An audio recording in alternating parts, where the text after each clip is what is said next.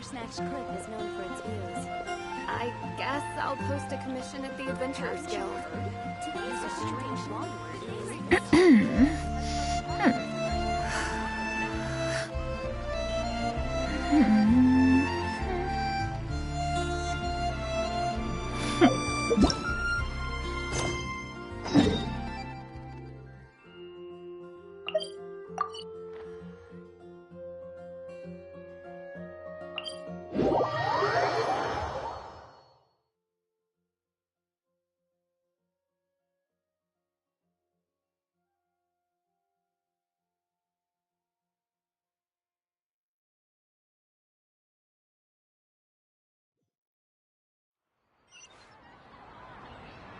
Yeah! Skyward!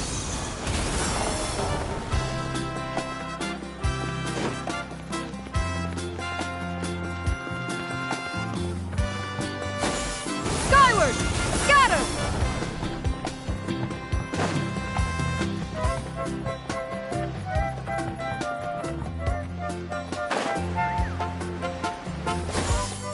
Skyward! Scatter!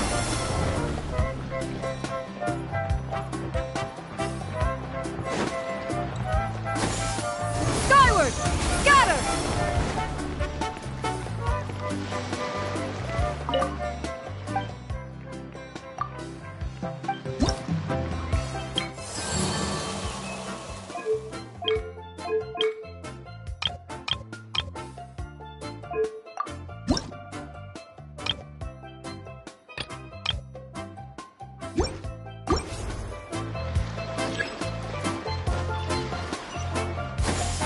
Skyward!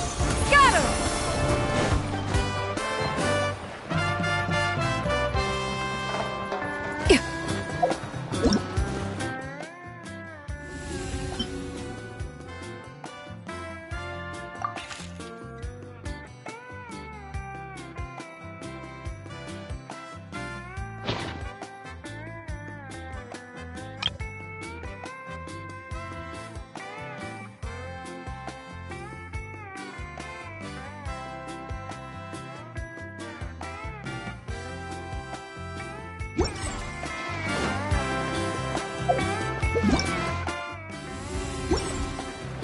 Yeah!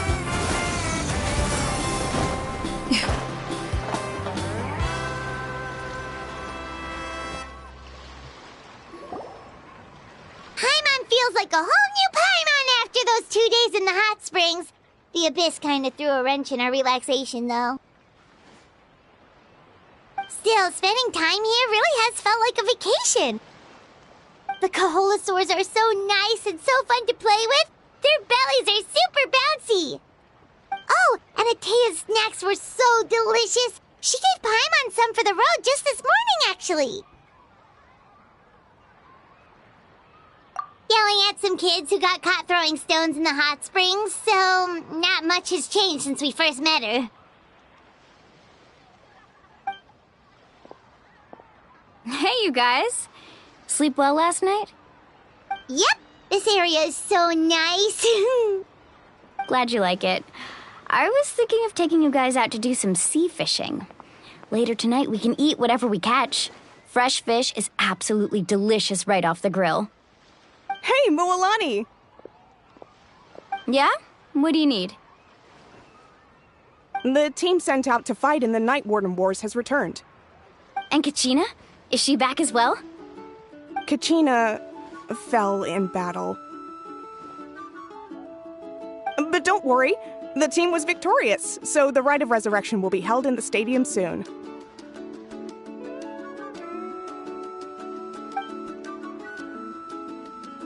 That's a relief. The Abyss is cunning, and it was her first time. Mistakes are bound to happen. Exactly. She deserves to hold her head up high. All right, thanks for letting me know. We'll head out in a bit. Jeez, she sounded a little anxious there. Had me thinking it was bad news for a moment. Moalani, you said the Abyss was cunning just now, but it seems like the Abyss just wants to destroy everything. Like, think about all those monsters that attacked your tribe. If there really was some sort of cunning plan, wouldn't it make more sense to send them to attack Kachina and her small team? Not that Paimon wants them to be in any more danger, it's just... Relax, I get it. The Abyss is difficult to understand, that's for sure. At a glance, it certainly seems like the only goal is total destruction. The Abyss isn't a living entity after all, so what capacity for logic or planning could it possibly possess? But through our long history of fighting the Abyss, we've realized things aren't quite so simple. 500 years ago, the Abyss invaded Teyvat. You know about that, right?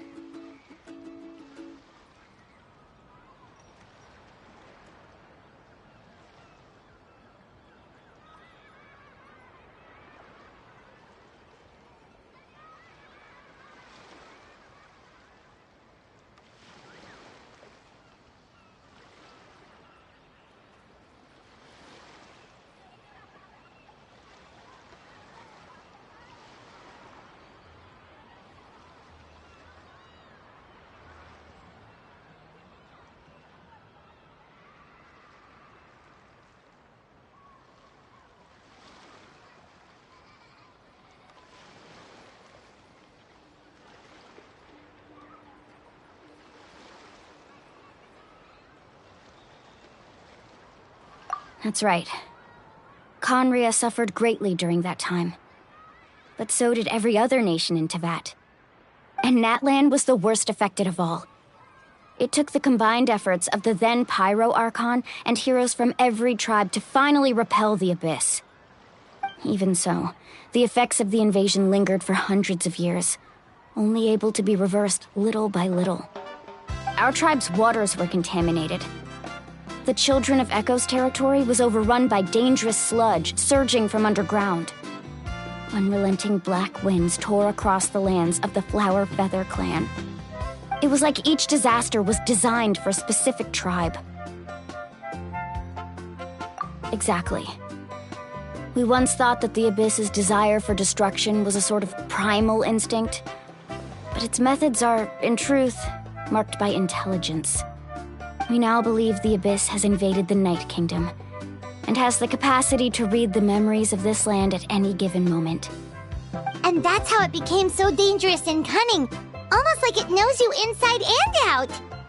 Yes, and that's why we've been unable to fully eradicate it, even after all this time. Luckily, the problems left behind by the Abyss have been successfully addressed by the various Pyro Archons we've had over the years. Now every tribe is prospering and things are looking up. I mean, just look at what we managed to do a few days ago. We totally fought them off.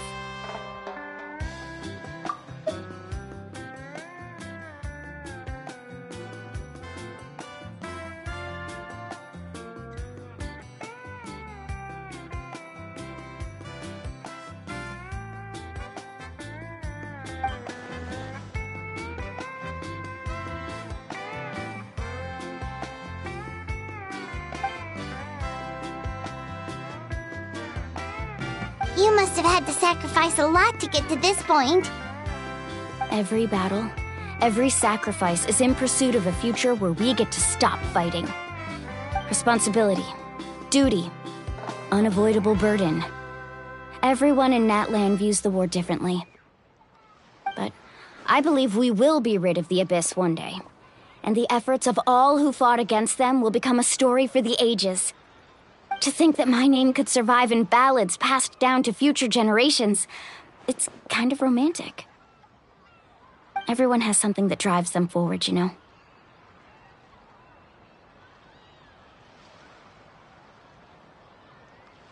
We have to. Not only for ourselves, but for our future. Anyway, let's head to the stadium. Our fishing trip can wait until Kachina's back with us. The sea's not going anywhere.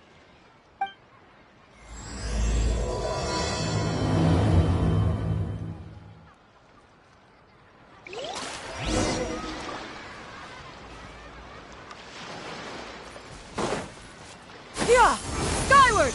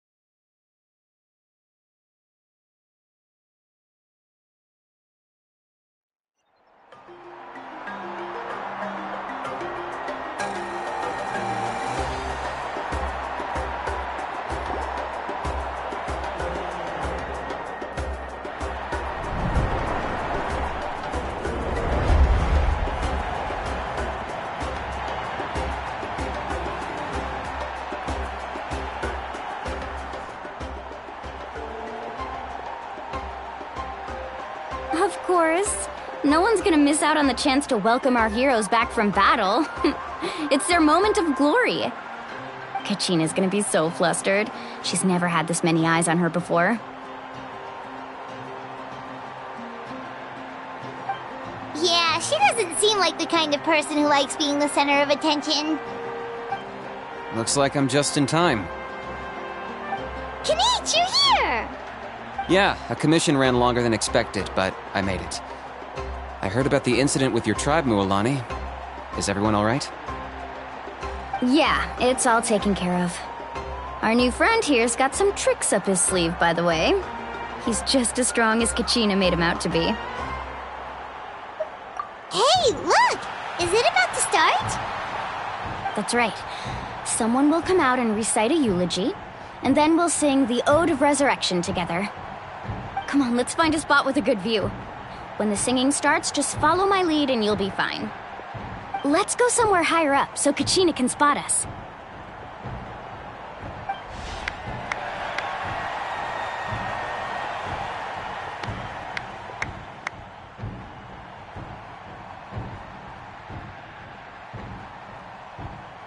Warriors of Natlan, heed the call of life. We are the inheritors of memory and legend. Those who grew alongside sun and wind. Those who forged our own destiny and future.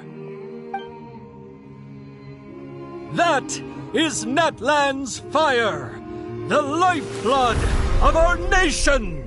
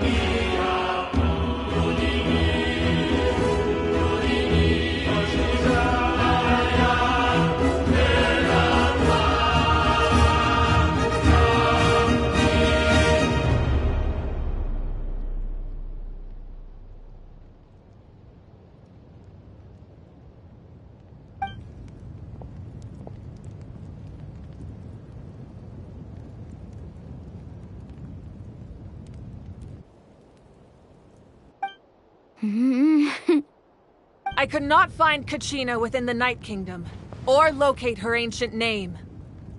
What? What does that even mean? Usually once the ode is complete, the Pyro Archon and resurrected person will emerge from the flames. But something went wrong. What's going on? This has never happened before. Well, I think it's pretty obvious. Clearly, the team sent to fight the Abyss didn't win after all. Think about it. The Ode rekindles all victors. We've witnessed it countless times.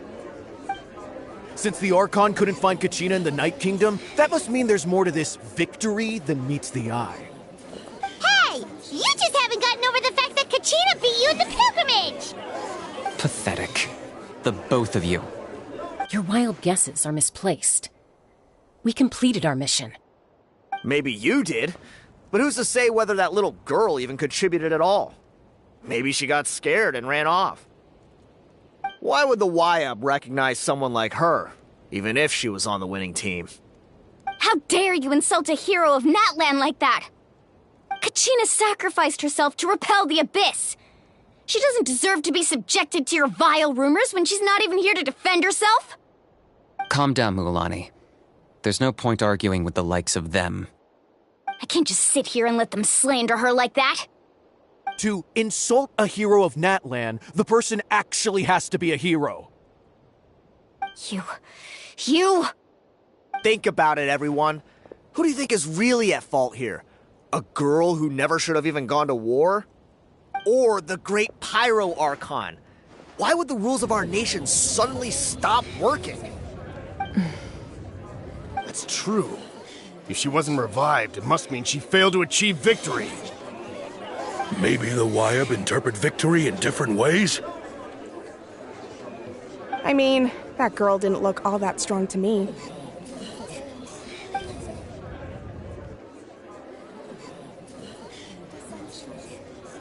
Kachina wouldn't have run! That's not like her at all! No, she's been waiting for this moment for too long. No matter how daunting the situation, no matter how scared she might feel, she's always the first person to stand up and face it head on. We don't even know what happened.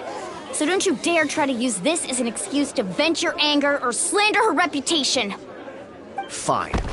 We'll find out what happens soon enough. Then, we'll see who truly deserves glory. That's enough. There is no doubt about today's victory, or Kachina's part in it. She is a hero worthy of our admiration and celebration. However, the failure of today's ceremony is undeniable. Kachina has not been rekindled, and I offer you all my deepest apologies as I continue to investigate this matter. To prevent further casualties, I have decided to suspend the pilgrimage until this matter is resolved. What? No one is all-knowing. No one is infallible, not even myself. But doubt is a means by which we seek the truth, not a weapon we wield against others. I didn't mean it that way, Archon. I just...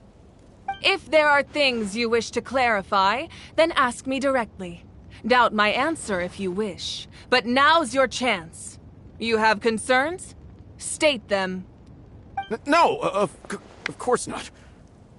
Even though I have said nothing to change your mind, then it would seem the truth never mattered to you at all. That guy doesn't even have the courage to answer the Pyro Archon's question. So much for all that glory talk earlier. I have a question, Archon. My friend Kachina. Do you have any idea where she is? It's extremely important to me. I know you said you were investigating the situation, but I'm sorry, that's not enough. I've already shared everything I know. If you want to learn the truth and rescue your friends sooner, you should join the investigation. So, what do you say? Of course I'll join. In that case, come see me in the speaker's chamber. We should join them. Oh, and if it's not too much trouble, could you drop by as well, Traveler? I'd like to have a chat.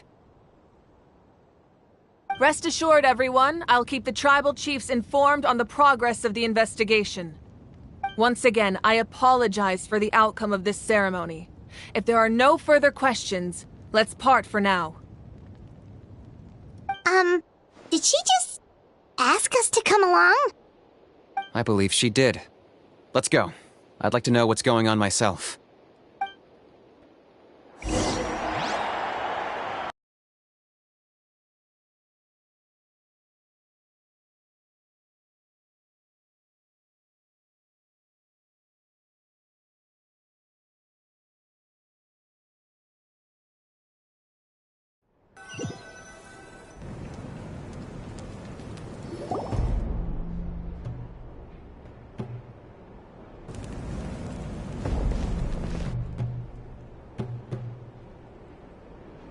The situation is urgent, so I'll get straight to the point.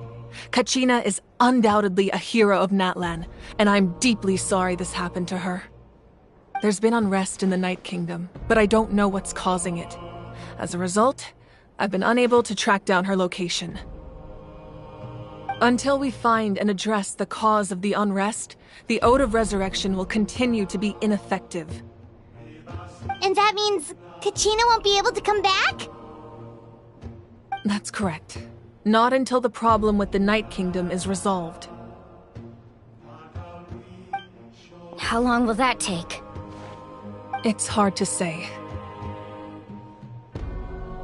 Kachina always dreamed of fighting the Abyss, of doing her part to defend Natlan. She wasn't afraid of death because she knew, if it came down to it, the Pyro Archon would be there to bring her back to life. Whenever we sat down together, exhausted from training, she would always hum the Ode of Resurrection. She was supposed to come back to us. We were supposed to hug her and celebrate with her and share her joy. We supported her every step of the way, but what are we supposed to do now? Sit peacefully and wait for her return? Lose ourselves in grief over her death? Tell me, are we her friends? Or her murderers? That's not fair, Mualani. It's all right. I understand your rage and your grief. Kachina's life means a great deal to me, Mualani. Believe me, I want to bring her back as soon as possible. I would give you that peace of mind if I could. But please, hear what I have to say so I can at least give you a broader picture of the issue we are now facing. Considering the recent attack on your tribe, I believe the Abyss has found a new means of undermining the rules of our nation. You mean... the Sacred Flame. The foundation of our resistance against the Abyss. If we continue to hold the pilgrimage and send teams to fight the Abyss, there will likely be more casualties. But if we stop altogether, the Sacred Flame will only grow weaker. The Abyss will scale up their attacks, and the tragedy we saw with the people of the Springs will only be the first of many. If we compare the two choices, the former seems to be the lesser of two evils. Sorry, I know that may sound harsh, but I bear the name Malipo. Weighing the costs is my duty. The raw truth can be cruel. But we need to understand it if we want to approach this rationally. But what would you say, Mualani? This is personal for you. And unlike Kanich, I dare say it's not a simple case of weighing up which course of action is less painful, is it? No. I can't choose between them, and I don't want to. Saying that one is preferable over the other is disrespectful to the people who suffered. You're saying it doesn't matter whether I suspend the pilgrimage. The consequences will be equally painful. Yes. What happened to Kachina breaks my heart. But I couldn't bring myself to sacrifice other people for her sake. And that is the crux of the problem. It's not simply a matter of choosing the lesser of two evils. Either way, there will be people who suffer. And the end result will be the same. Belief in the pilgrimage will waver. Once doubt has crept in, the people will no longer unite in battle against the Abyss. And that is exactly what the Abyss wants. Their ultimate goal isn't to break the rules that make the Ode of Resurrection work. It's to destroy the people's faith in them. To prevent what happened to Kachina from happening to anyone else, we need to suspend the pilgrimage. So that is my current plan. And in the meantime, I've made efforts to strengthen each tribe's defenses. Then, we have to find another way of strengthening the Sacred Flame to keep the Abyss at bay. This won't be easy. I'll need time to figure out the best approach. I understand your anger, Mualani, but I hope that provided some clarity at least. Wow. Hyman thought things were gonna get heated for a second, but the Pyro Archon took the time to explain everything so patiently. I owe you an apology, Archon. I let myself get carried away earlier, and I'm sorry. You're right. We need to focus on finding solutions. We could always hold the pilgrimage without sending a team to fight in the Night Warden Wars. That way, we would still be able to fuel the Sacred Flame. I've considered that, but the two events have nearly always been linked. Without the chance to fight the Abyss, pilgrimage rankings lose their prestige, and competitor numbers will drop.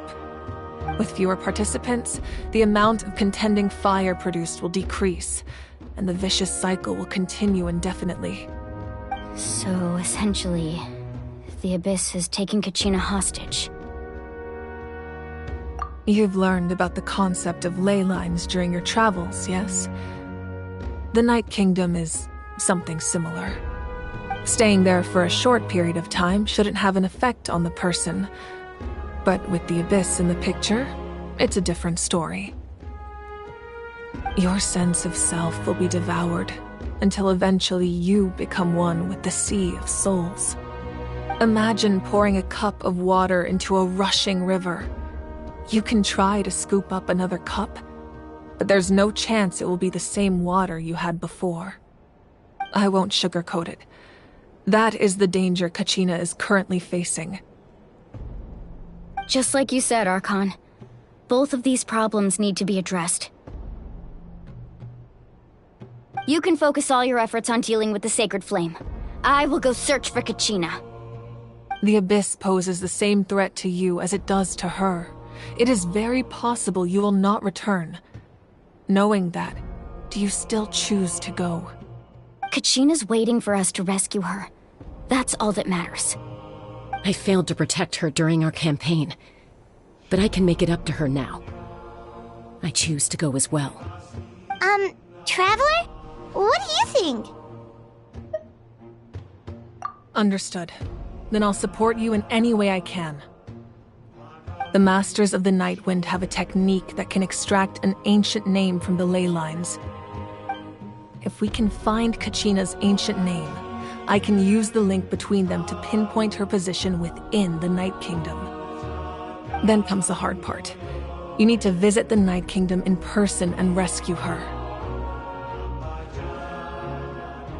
But isn't the Night Kingdom a land of souls? Can we even go there? Under normal circumstances, only the consciousness can enter. But there is a way to go there in person. However, know that the Night Kingdom will attempt to repel you, and the Abyss certainly won't leave you be. That's fine by me. Same here. Fighting the Abyss is nothing new for me.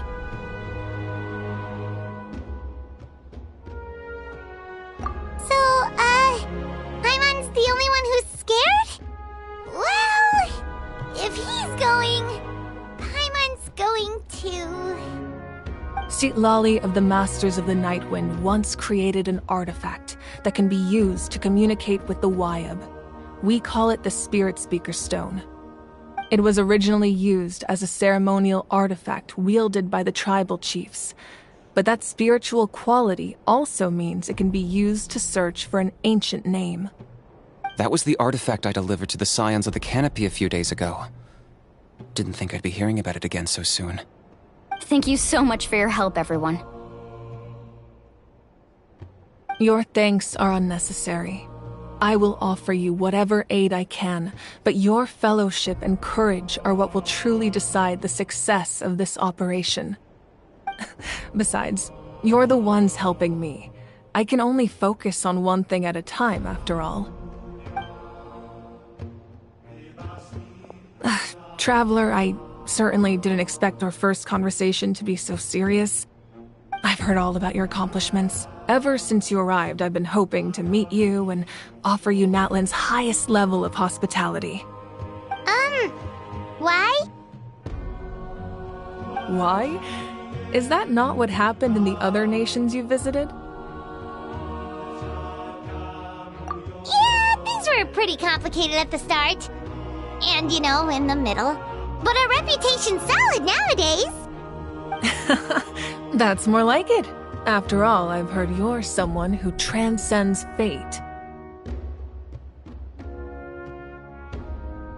Perhaps even more than you can imagine. But we can talk about that some other time. Ideally, this would be the perfect night for a drink and some musical ambiance. But there are important things to be done. Oh, I almost forgot. Atea was wounded in the fight against the Abyss. She wanted us to give this to you. It embodies fond memories and my strength of will. That's what she asked us to tell you. She said you'd know what that means. I didn't think this day would come so soon. The flames of her life force. I can feel them flowing within the talisman. If things were different, The two of us could have enjoyed the hot springs together while she gave this to me in person. We're supposed to be hot spring buddies after all. But don't worry. This talisman means a great deal to me. I'll take good care of it, and once this is all over, I'll pay Atea a visit.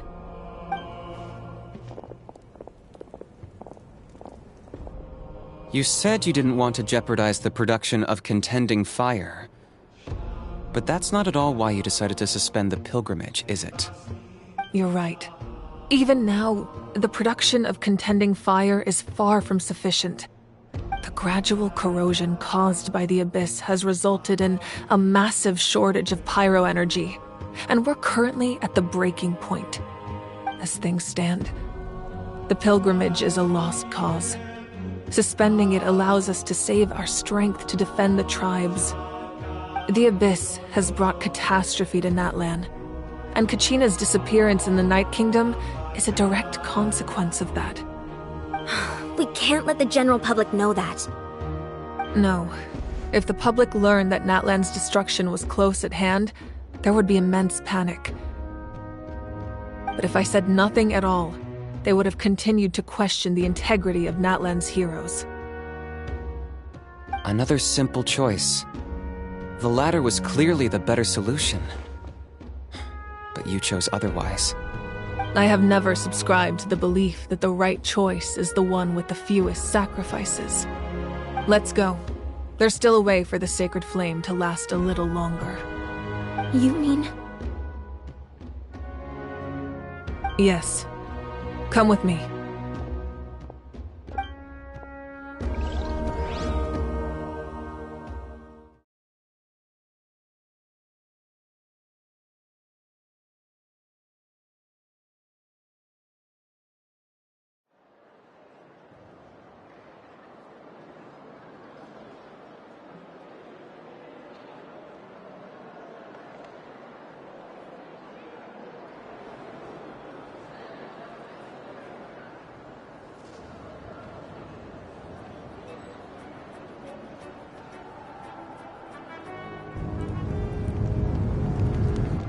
The sacred flame must never go out.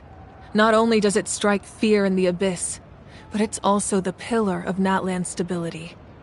So until our heroes are ready, I will sacrifice my power to keep it burning. But that can only last so long. I think we should focus on the remaining ancient name-bearers. Don't let desperation cloud your judgment. Those chosen by the Wayab have already embarked on their destined path. It is for them to decide how that journey ends, not us. All we can do is support them. Even so, for you to make this sacrifice, it's not right. If not me, then who? No other is capable of sustaining the sacred flame. I possess great strength, but I'm not above my people. This is part of my duty.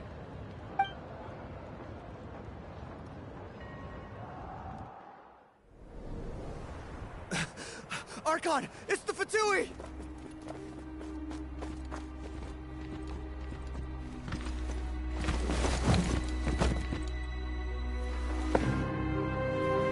The Archon of Natlan. A force to be reckoned with. The secret of the ley lines is no secret to me. Long have they been destined for ruin. And since the oath made 5 centuries ago remains unfulfilled, what use is the Gnosis in your hands? I don't know what you mean.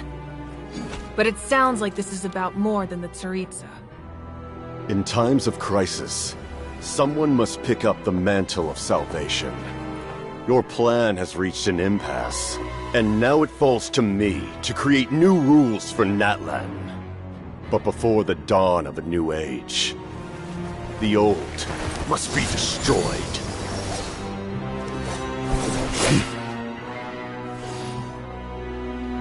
I assume that's the end of your speech?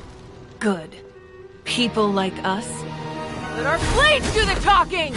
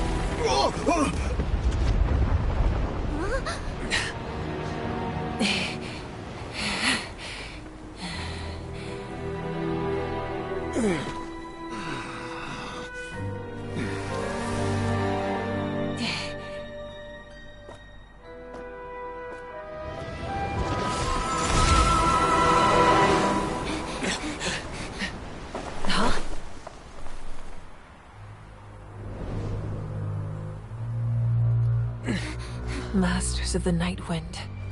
Send word. The captain and his followers must be apprehended.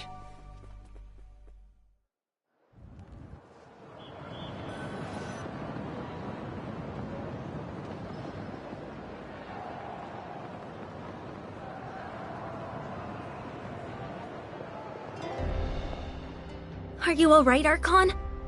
He was a formidable opponent. Exactly what I would expect from the first of the Fatui Harbingers.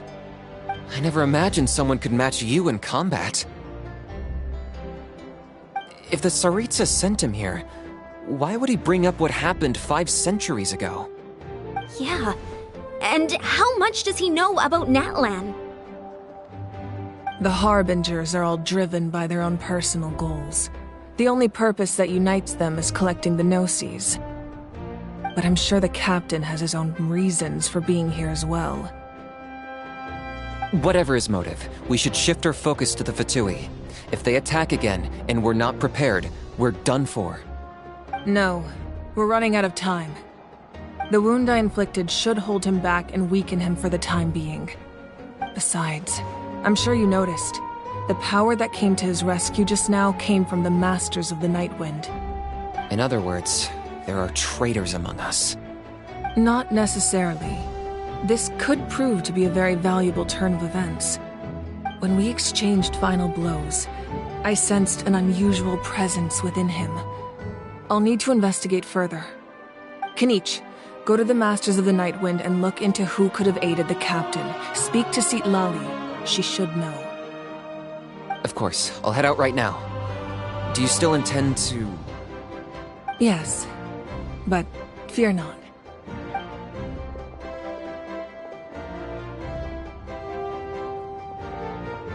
Natlan's strength has never rested solely in its Archon.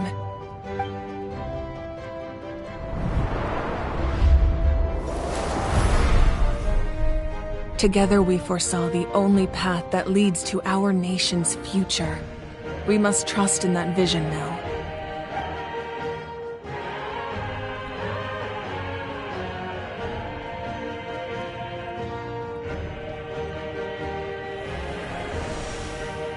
Is everything okay, Archon?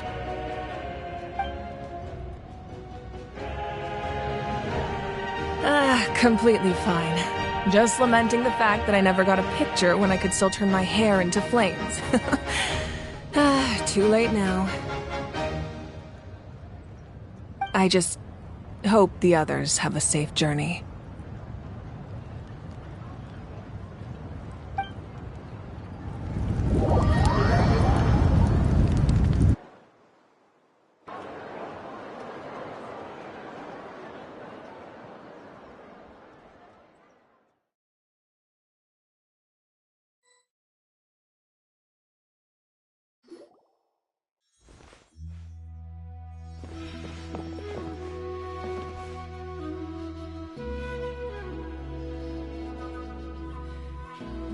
What's happening at the stadium? Did something explode? It feels like the Archon unleashed her power. She must be fighting a formidable opponent. Should we go back and check what's going on?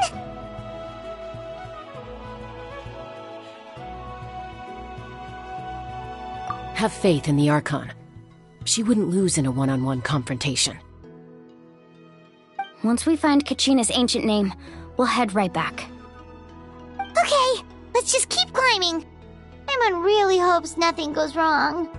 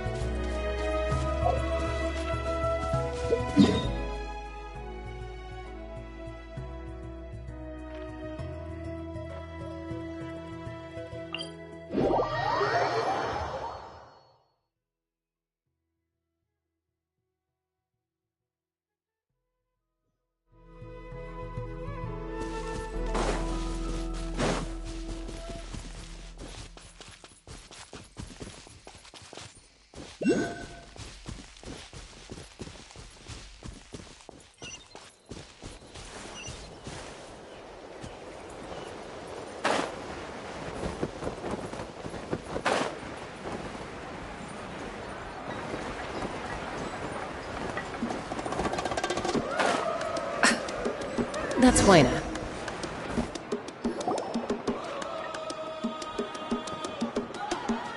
Chaska. Nice to see you again, Wina. I'm afraid we don't have time for pleasantries, so I'll get right to it. We're here— Whoa, hold on a second. At least— My friend Kachina is trapped within the Night Kingdom. We need the stone to find her ancient name and rescue her. Rescue her? From the Night Kingdom?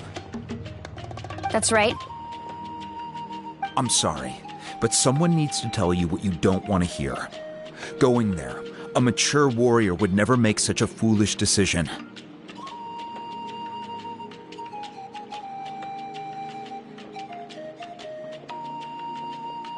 The nature of battle is unpredictable. You never know how it's going to end. Losing a friend is tragic, but when that happens, the best thing you can do is focus on how to prevent further casualties. I appreciate what you're trying to say, Chief Wina. But if the price of maturity is abandoning a friend in need, I'll choose foolishness any day. If Kachina's still holding on, then so will I.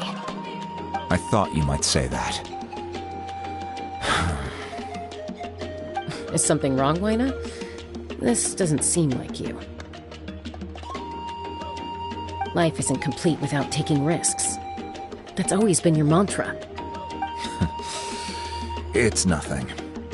The Night Kingdom is a dangerous place. Can't blame me for checking if you were up to the task. If you're that determined, far be it from me to stop you. Here's the stone. Keep it safe, okay? It's not like we have a spare. Thank you. Huh. Seems like you two go way back. But aren't you from the Flower Feather Clan, Chaska? Oh, Chaska's a peacemaker, so she's famous throughout the tribes. She's always the one people call to resolve conflicts, so we slowly got to know each other that way. Her younger sister Quichi's always hanging around our tribe, too. She's helped us out a lot in the past. Oh, you have a younger sister? Yes, I'll introduce you to her sometime. But let's get back to business. Waina, how do we use the stone? As you probably know, your intended destination is completely different from the real world. The Night Kingdom is like a river flowing with concepts, and the ancient name you seek is like a tiny fish swimming downstream. In that sense, the stone is like a fishing boat drifting down the river, but the boat alone isn't enough. You need a fisherman experienced enough to steer it in the right direction. We couldn't do that ourselves? With a little practice, I'm sure you could. You have the strength and the talent. If you want to make sure this works, though, I could recommend someone to you. Who? Vichama, a legendary warrior and scout from our tribe. He's got a keen eye and a well-honed intuition. Even his ancient name means to seek. If you're fishing for a name, you're gonna want him on the boat. Vichama? Why does that name sound familiar? He's one of Auntie Atea's hot spring buddies. I've heard stories about him. Where can we find him? Ever since Malco passed, he spends most of his time gazing out at the scenery from the cliff tops. Follow the path that way, and I'm sure you'll find him. Thank you. We'll go look for him there. Good luck. I hope everything goes well.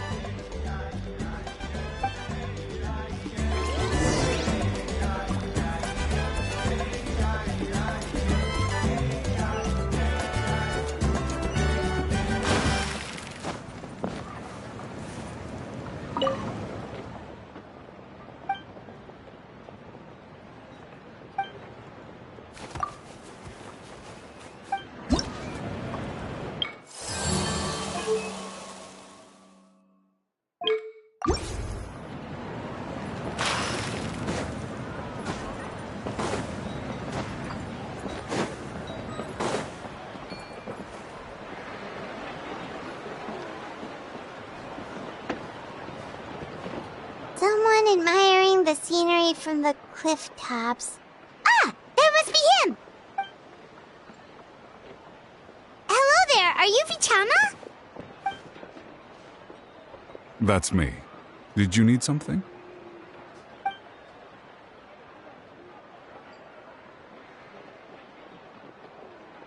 What? You're saying you can bring someone back from the Night Kingdom? How is that even possible? No, if you really think about it, anything's possible in that kind of place. But that would mean... Are you okay? You don't look so good. Everything's fine. I'll help you, but I do have a small request. After I help you find Kachina's ancient name, I want to use the stone to look for my friends as well. Your friend? Oh, why not mention someone named Malco? Is that who you're talking about? Yes, but I'd rather not get into it if it's all the same to you. That's not a problem. We agree to your request. Yeah. Since you're helping us find Kachina's ancient name, it's only right that we return the favor. Then we're agreed. Can I have a look at the stone?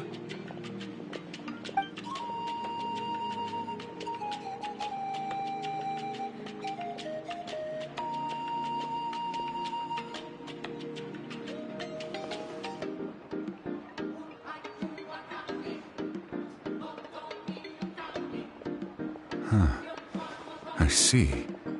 From what I can tell, it functions almost like an abyssal pylon. Both connect the Night Kingdom to the living world. Once the connection is established, the abyss will come surging through the opening like a predator honing in on the scent of blood. So we have to be sure not to use it in a tribal settlement. Wow, you got all that just from looking at it? I just picked up on the basics, really. I still have no idea why it works. You said someone named Sitlali invented this. They must be a genius. I'll go find an open area and start setting things up. In the meantime, I need you to get 2 things for me. We'll go right away. What do you need? First, I'll need some hook ropes. Pretty much every store around here carries them, so no need to go anywhere special. Oh, and I need to build a net out of them, so make sure you get a good amount. Wait, are you saying you're going to use a real net to catch Kachina's ancient name?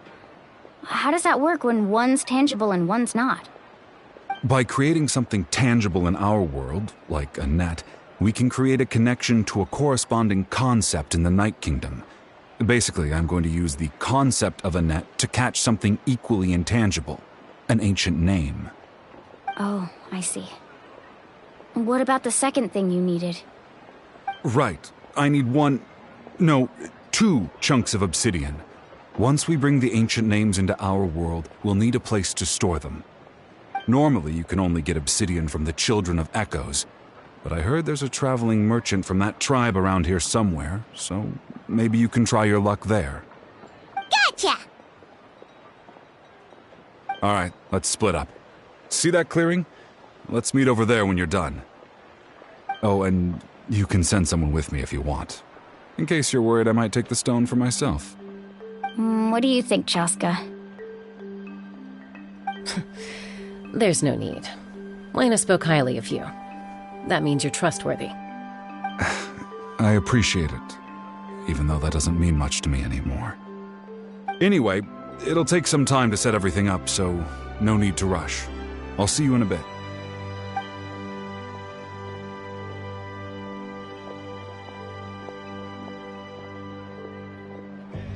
What an odd guy. He seems so defeated, but also really invested in the stone at the same time. I don't have any more insight than you, Paimon. Let's just focus on the preparations for now. Hang on, Kachina. We're coming for you.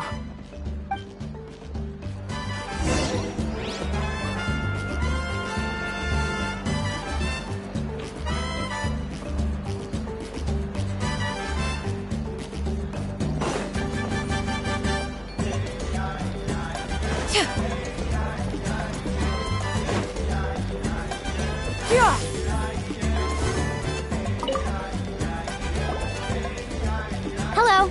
Do you have any hook ropes for sale? Hook ropes? As in rock climbing equipment?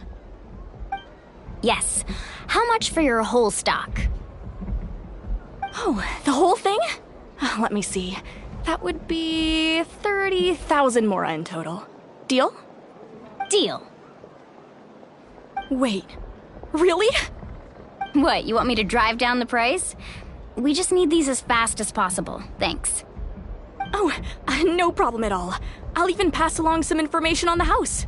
These ropes are usually used by rock climbing enthusiasts. If you want to learn, Roca's the person you want to ask. All right, that's everything.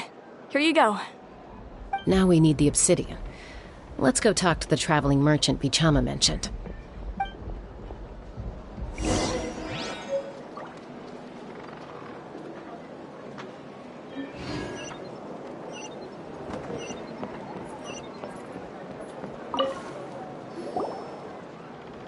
Excuse me, do you sell obsidian? Why, yes. I've got a chunk for sale right over there. Perfect. Is that the only one, though? We actually need two. That might be tough. Tell you what, I'll take a look through these boxes over here and we'll see what we can find. Thank you so much. We'll wait here.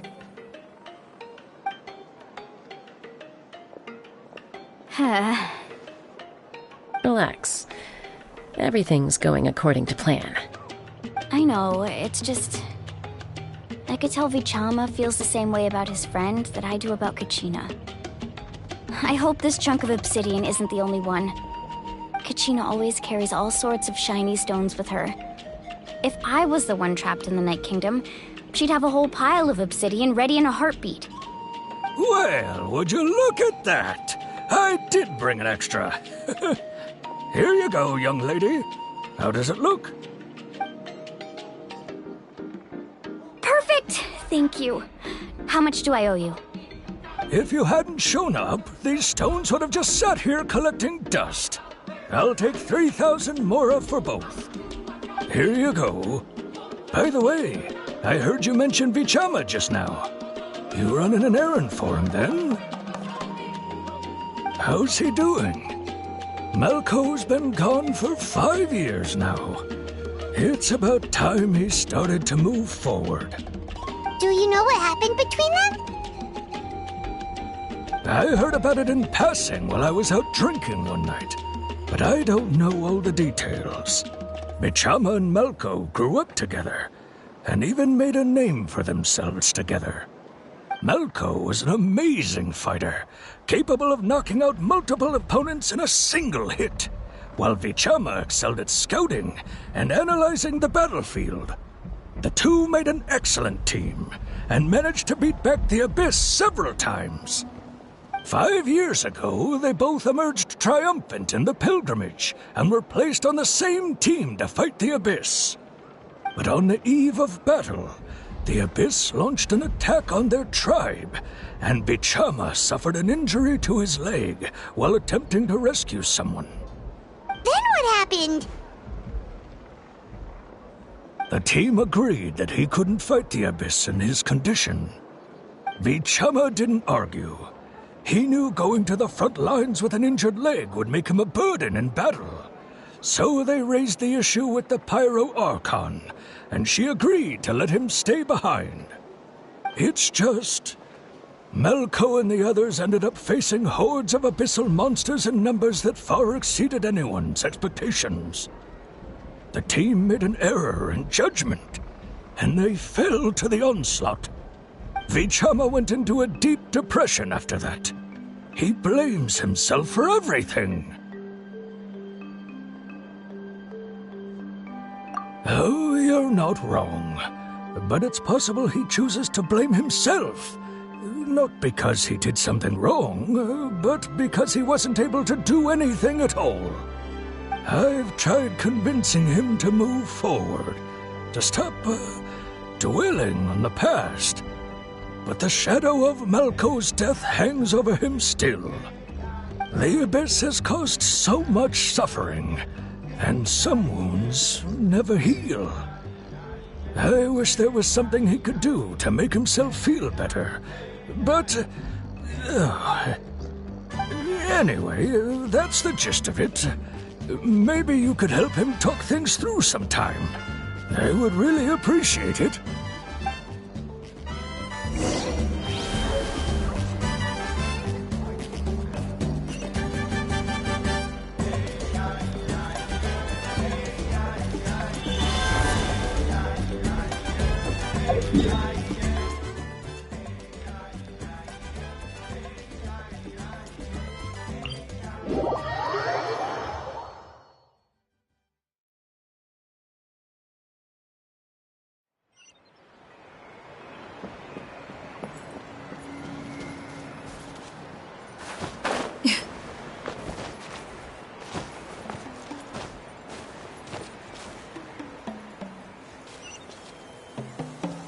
Yeah! Skyward! Scatter!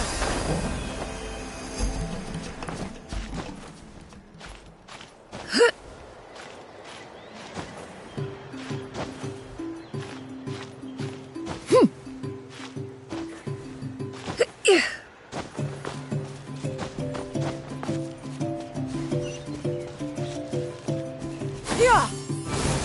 Scatter!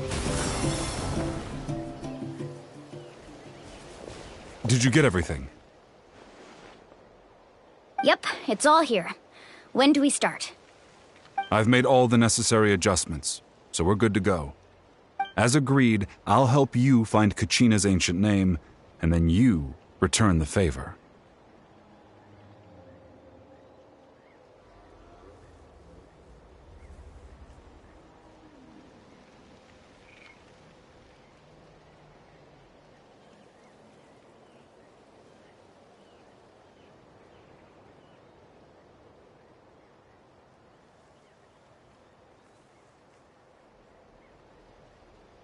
Go ahead.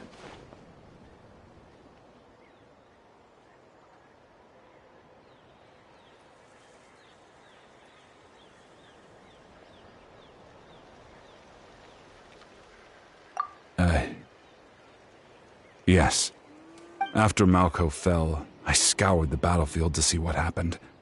It turned out he wasn't bested by some impossibly powerful foe. He was dragged to his grave by the sheer number of enemies. If I had been there, I would have been able to sense the danger. I could have warned them not to advance.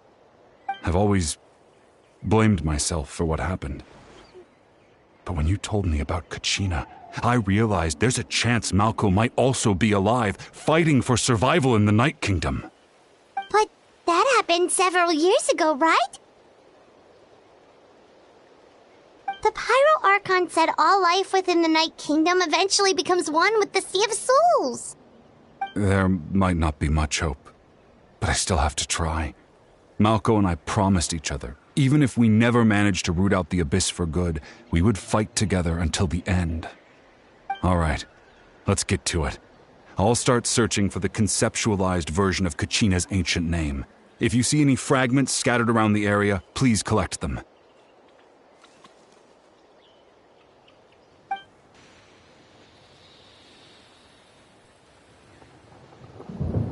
Make sure you prepare yourselves for battle.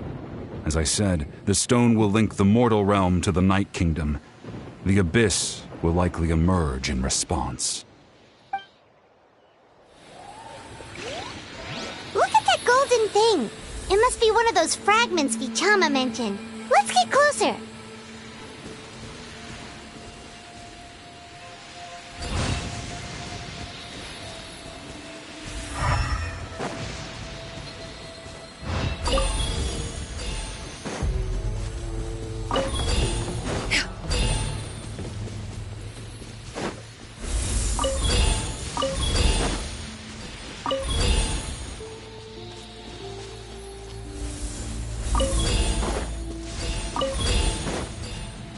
Whoa, monsters incoming! Watch out, everyone!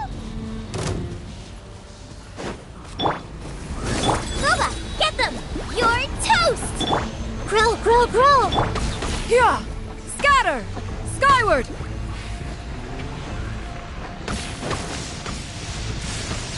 Ha! Stray clouds converge!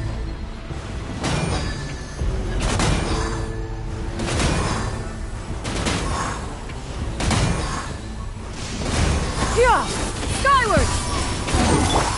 By royal decree!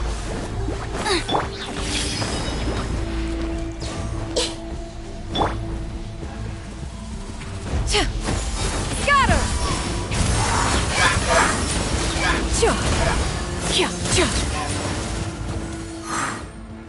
How much longer, Vichama? Not long! We're getting close!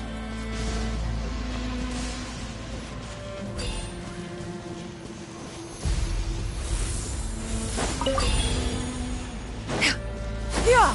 Skyward!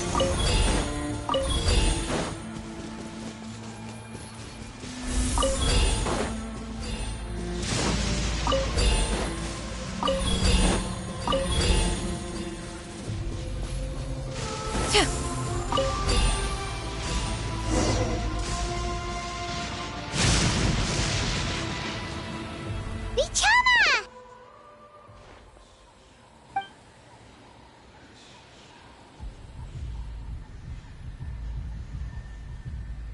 Quick! Take it!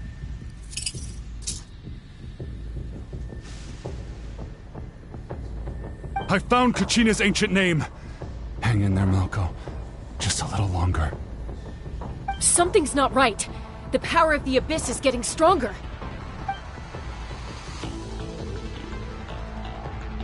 The Abyss is corroding his body.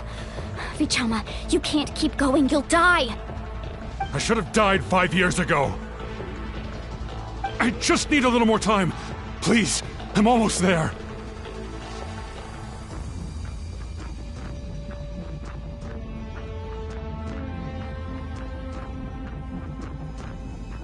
Thank you.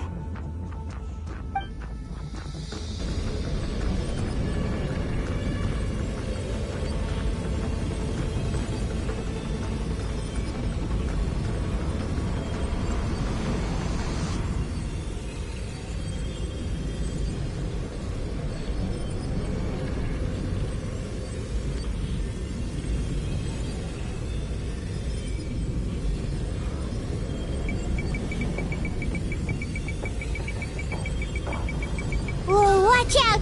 The power of the abyss is strong.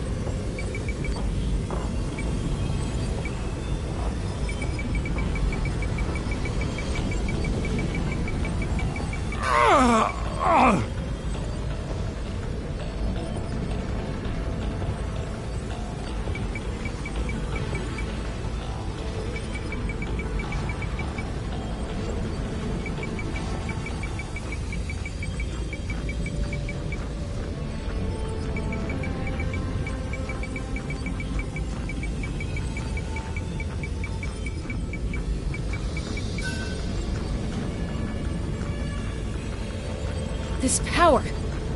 Hanging in there? Malco. No! Why can't I find him? Why? We can't wait any longer. I already tried, but the power of the abyss has him in a chokehold. It's like he's tied to the stone with an invisible rope. In that case, we have no choice. I'm sorry, Seat Molly. Get back! Chaska, wait!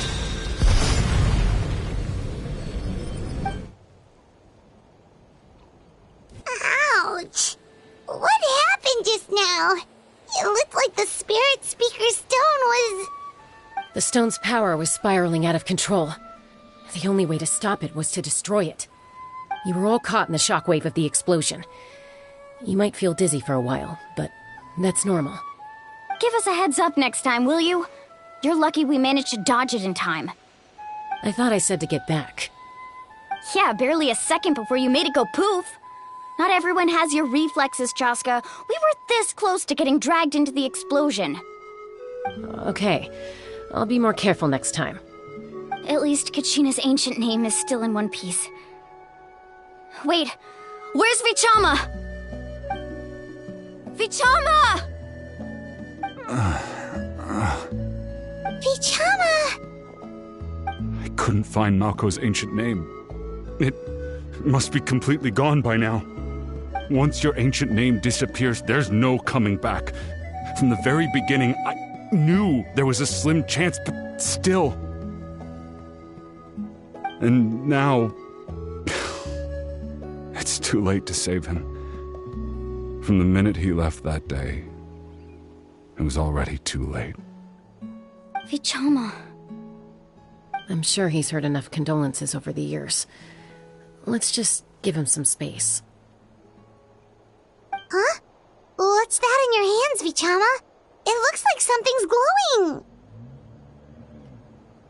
Huh? This is...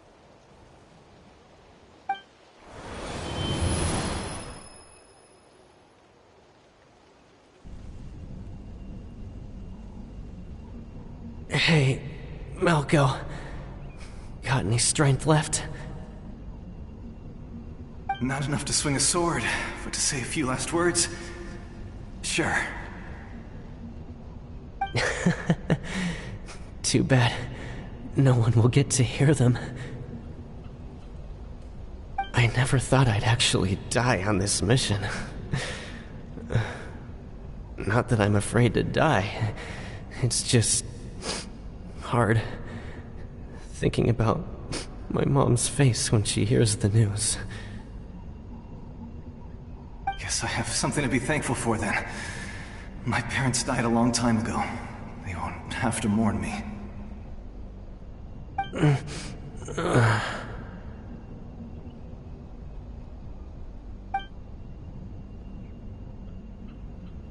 Pisak! Always had to beat me at everything, didn't you? Right to the end, you were never one for goodbyes. Maybe you're right. Maybe no one will get to hear our last words. But just in case... Vichama, I'm so glad you didn't come with us. Don't be sad. Just keep on living. For the both of us.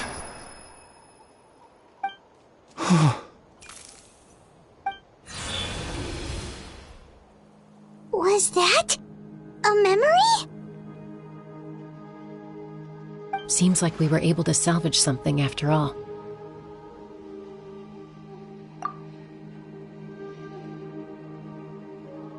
Of course.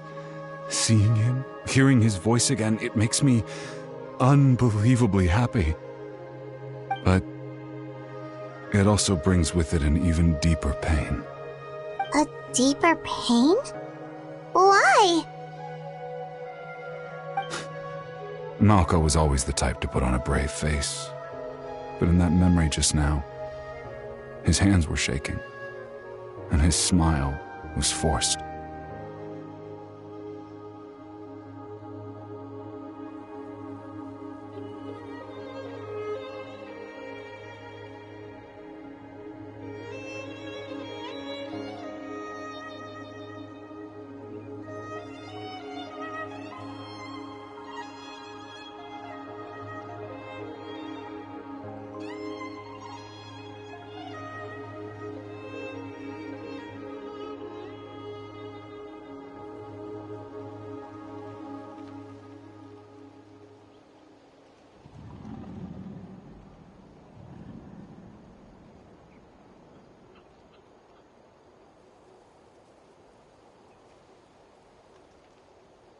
For all these years, I regretted not being able to fight alongside him to the end.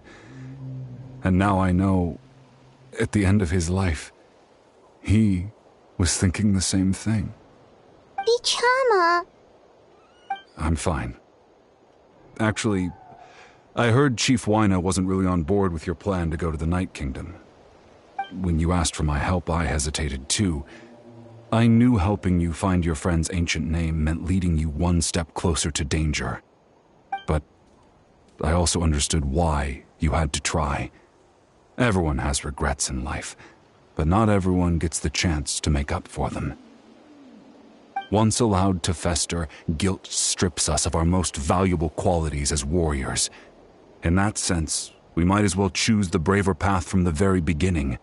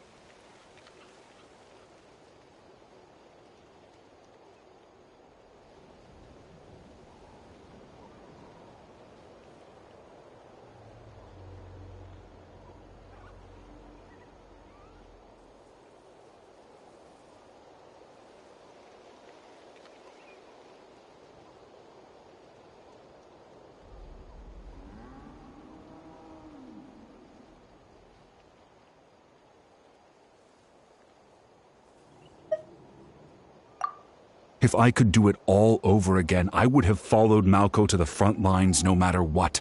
Even with an injured leg, there were still things I could have done. That way, even if the outcome stayed the same, I still would have fought alongside him to the end. There are critical junctures in life, and if you don't seize the chance to act, there's no going back. That's something I had to learn in hindsight. But you're still at the crossroads of your journey, so I hope you can walk away without regrets. Thank you, Vichama. I feel even more determined now. Kachina will come back to us. I'll make sure of it. I promised I would find her, and I intend to keep that promise. That's good to hear. Strange. My body, it's... Once abyssal corrosion enters the body, a portion will fuse itself to your internal organs. Even though the Traveler possesses powers of purification, the corrosion can never be fully eradicated. Thanks to him, though, you were only briefly exposed. Slowing your breathing and controlling your emotions should help you keep the symptoms in check.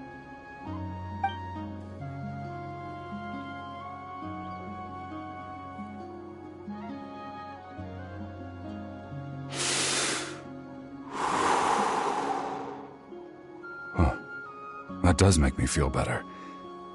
You seem very knowledgeable about all this. Just speaking from experience, that's all.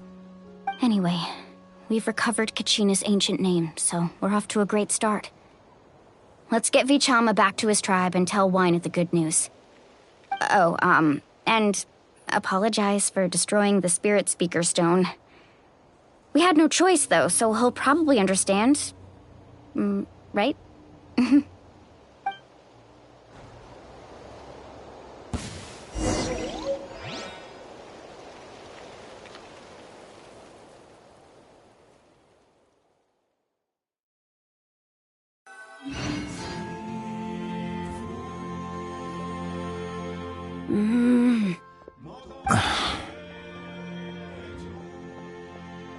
Koichi, are you really gonna just stand there like that? I don't know what you want from me. I think you know exactly what I'm trying to say, Uncle Wyna. I can hear it in your voice. Honestly, it's just one thing after another with you two. They're back. Koichi? What are you doing here? Don't play dumb with your own sister. You know exactly why I'm here.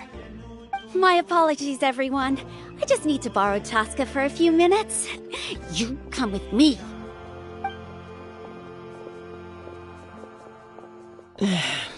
I'll be just a moment. Who was that? Koichi, Chaska's younger sister. Although the two aren't actually related by blood, it's kind of a long story.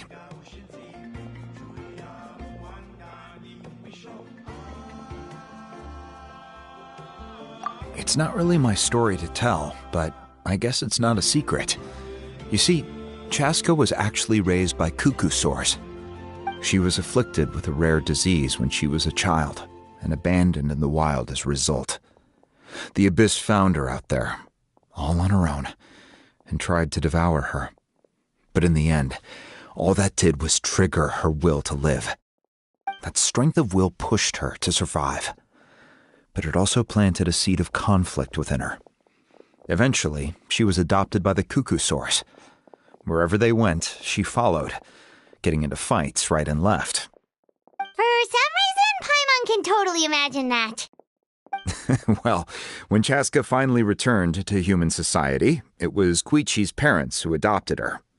At the time, Chaska still had a habit of getting into fights, so Koichi was always taking her around, apologizing to everyone. Ah, I remember those days. One of those fights was definitely with me. But, you know, kids. You're fighting one minute and your friend's the next. Eventually, she found a way to rein in that desire to fight. And now she's who people call to resolve conflicts. She's known as the Peacemaker. It sounds like she still argues with Koichi, though. Don't siblings usually stop fighting when they get older? That's partly my fault.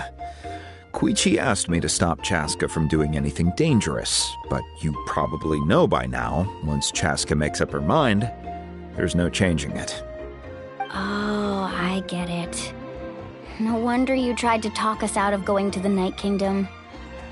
Chaska even said that wasn't like you. I'm all for your adventure. You need to take risks when you're young, because by the time you're my age, you couldn't attempt something like that even if you wanted to. Better try now than live with regrets later. That's what I say. Still, I can understand where Koichi's coming from. In the end, nobody wants to sit back and let a loved one put their life on the line.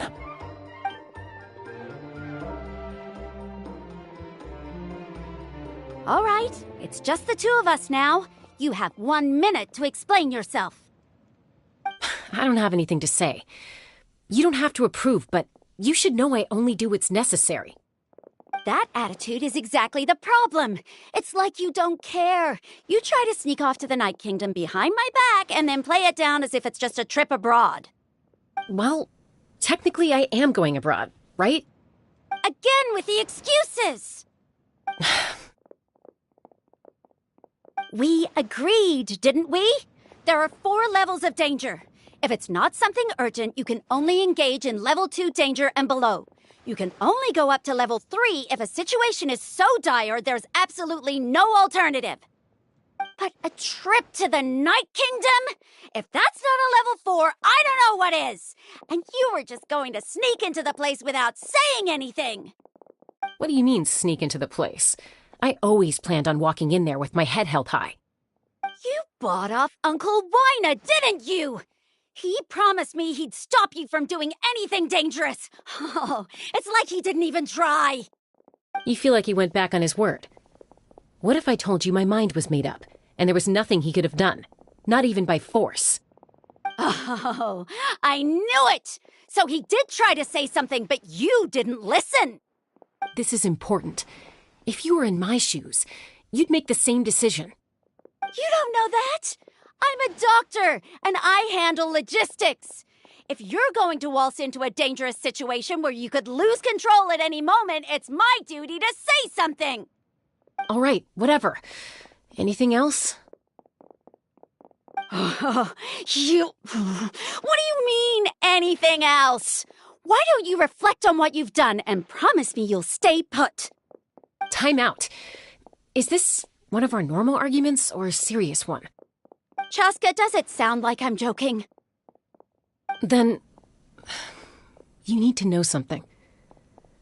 What happened to Kachina was partially my fault. I can't leave her there to die. That's not who I am. But the person you become when you lose control, that's also not who you are. That's a different issue. You said it yourself. A person is only as good as their morals. If I want to live in Natlan, I need to display qualities that make me worthy of this nation. I've also told you that managing your condition is equally important. Sometimes you have to make sacrifices. All right, let's stop this here. If we keep going, I might actually have to get serious. And I think Wina prefers his roof attached to his house. Is that a threat? That sounds like a threat to me. Koichi! Younger sisters are supposed to listen to their elders. So, you're really going to go, no matter what I say? I'm supposed to be your sister. Then support me. I'll be back. All you have to do is wait. Chaska. So, that's it. Why'd you have to turn out to be so darn annoying?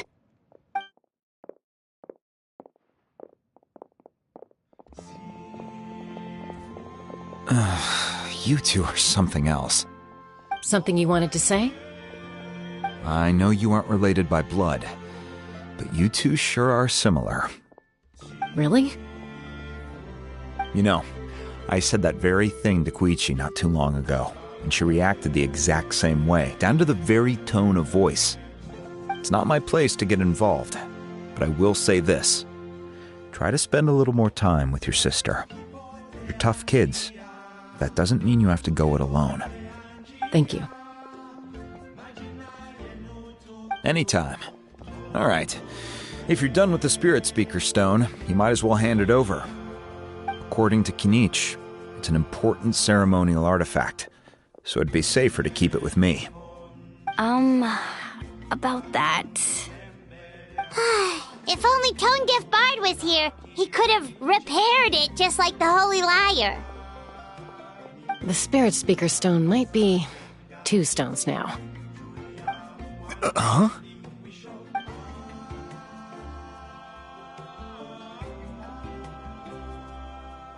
I see. Sounds like it was an urgent situation. If someone's life was on the line, then you had no choice. Still, Citlali's going to be a nightmare to deal with now that you've broken her stuff. I'll explain everything to her later. Stay safe out there in the Night Kingdom, okay? I'll wait here for your safe return.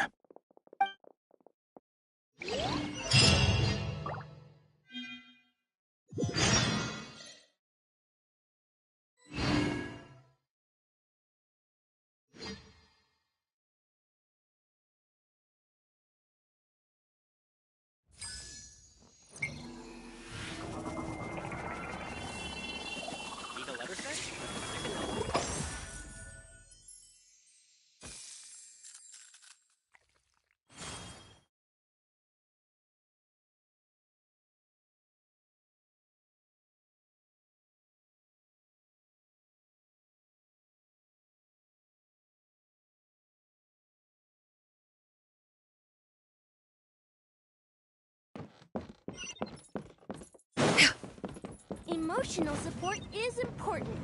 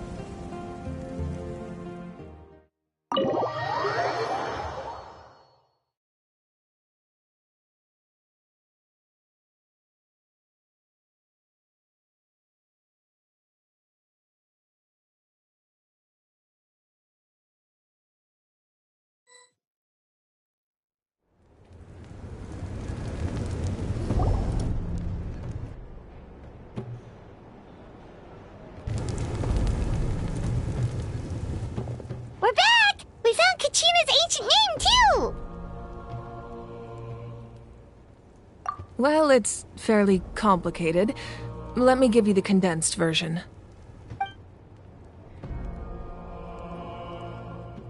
The Fatui again? We can't go anywhere without them causing trouble. But what if the Fatui finds out you've lost your power? Won't they try to take advantage of the situation? That's why it has to be our little secret. No one else can know, or we're asking for trouble. Look, I wish I could offer you some sort of consolation, but I won't lie to you. With multiple factions closing in, there's nothing comforting about the situation we're facing. Still, all you need to do is focus on your goal. You can leave the complicated matters to me. I can also step in on the Pyro Archon's behalf. There's a limit to what I can accomplish, but I'll help you however I can. There's no need to be so modest, Dion-san. Your incredible strength has long been a well-known fact. You're the pride of your tribe. Archon, I'm sorry about before. You have so much on your plate, so much that you have to worry about. But all I could do was focus on my own feelings. You have nothing to be sorry about. We all get overwhelmed by our emotions, myself included. Your reaction to Kachina's disappearance, I understand that feeling very well. Well, now that we have Kachina's ancient name, let's go track her down. Follow me.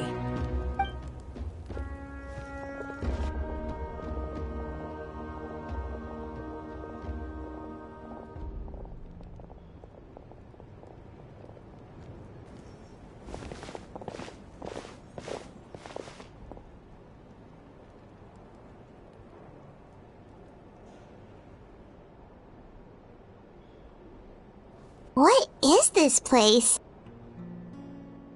Hey, isn't that Atea's talisman? Good eye. This is where I store all the various mementos I've collected. Whoa. I've never seen this place before. There's so many things in here. It looks like there are items from every tribe. Collecting them must have taken a lot of effort. I suppose you could think of it as a hobby of sorts. In Natlan, everyone grows up listening to the stories of heroes. And physical items do a far better job of preserving those stories than our own memory. Now, I still have some preparations to make for the ceremony, so feel free to take a look around in the meantime. If you're curious about an item, I'm more than willing to tell you about its origins. Alright, we'll have a look.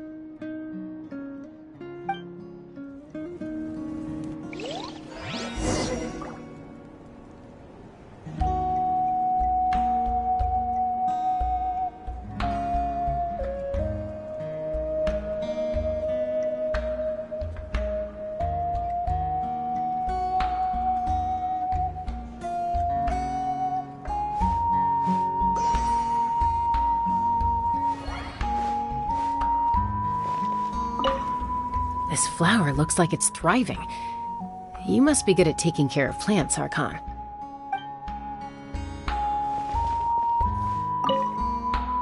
This fishing basket looks familiar.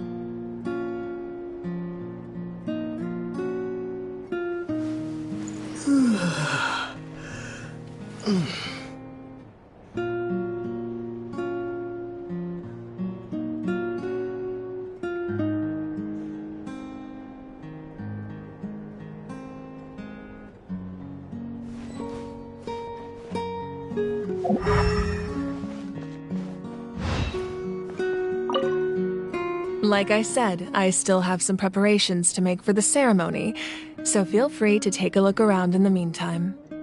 If you're curious about an item, I am more than willing to tell you about its origins.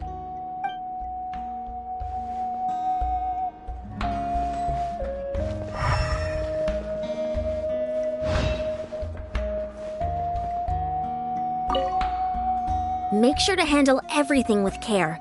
This cup, for example, it's heavier than it looks.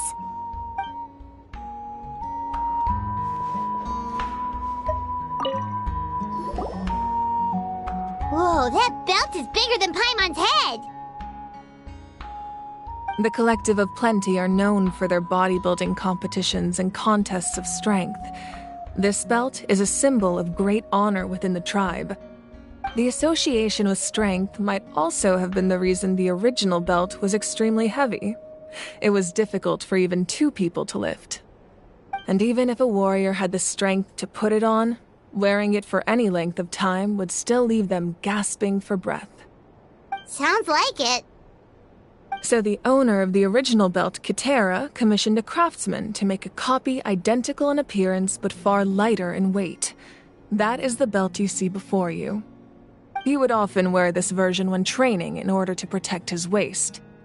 Or he made a lighter version so he could wear it all the time and show it off.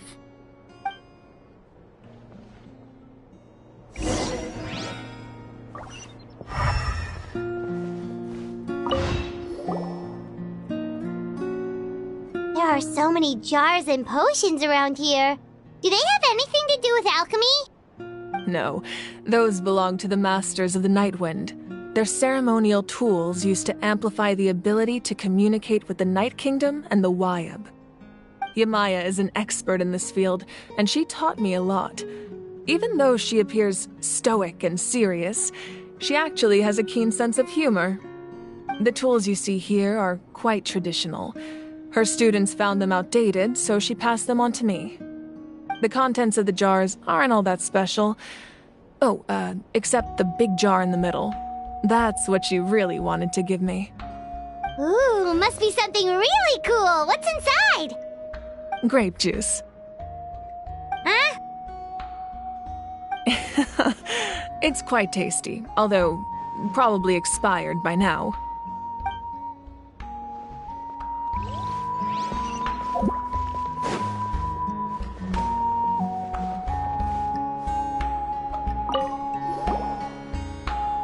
Hey, there's a fishing rod here.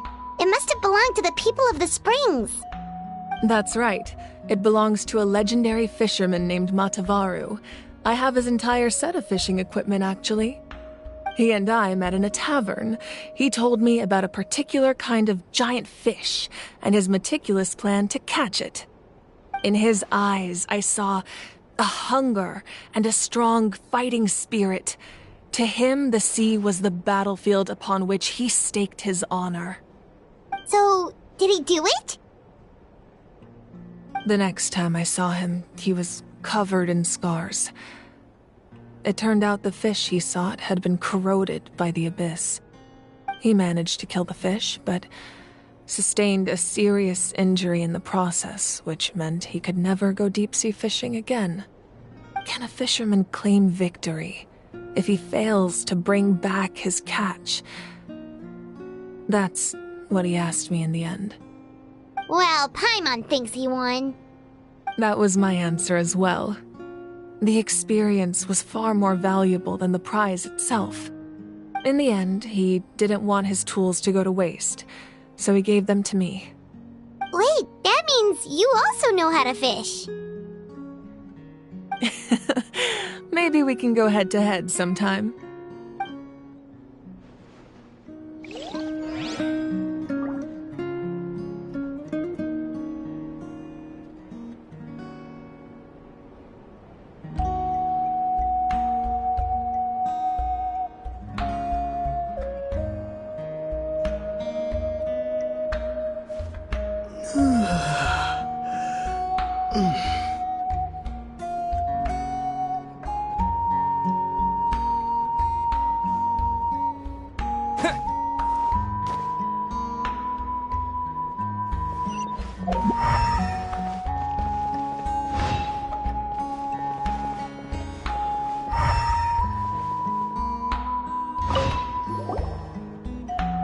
This is Atea's talisman. I'm sure you're familiar with this one already. Atea was rarely ever without it. The talisman brought her a lot of luck in battle.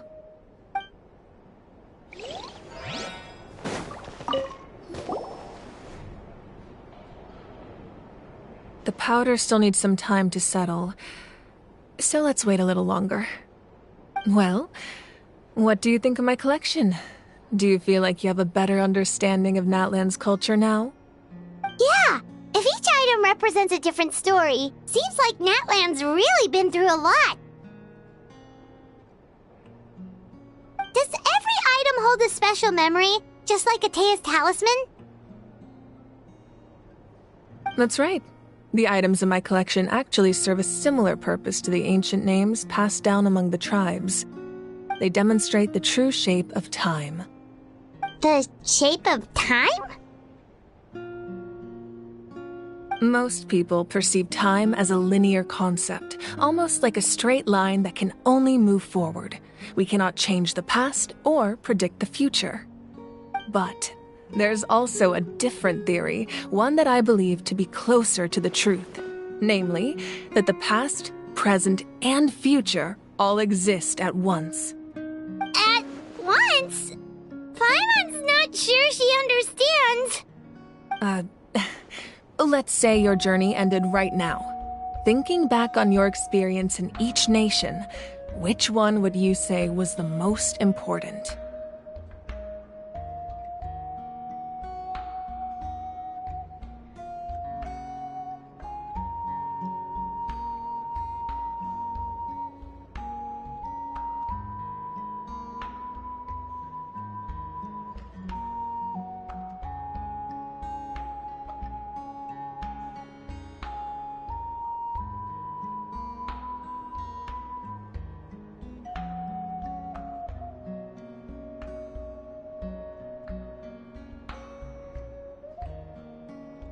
Exactly. Even at the end of your journey, the things you experienced along the way don't cease to exist. They become part of who you are. Take out a portion of that journey, and you would likely make very different decisions, and eventually arrive at a very different destination. The future is the same way. It exists even though it has yet to come to pass. We just lack the means to perceive it. Of course, there are those with the power to foresee the future. They simply call it by a different name. Fate. You're quite familiar with that concept, I would imagine. That does kinda make sense. The future hasn't happened, but already exists. Humanity excels at living in the present, but too often we forget the past and neglect the future.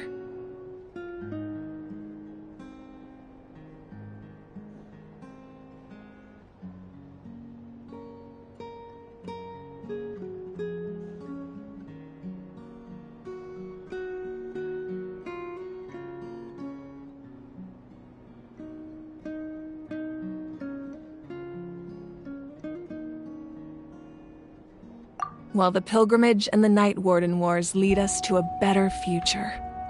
Only by uniting the people of Natlan across countless eras can we fight back against an enemy as formidable as the Abyss. To come up with such a set of rules, the first Pyro Archon must have possessed a level of insight I can only imagine.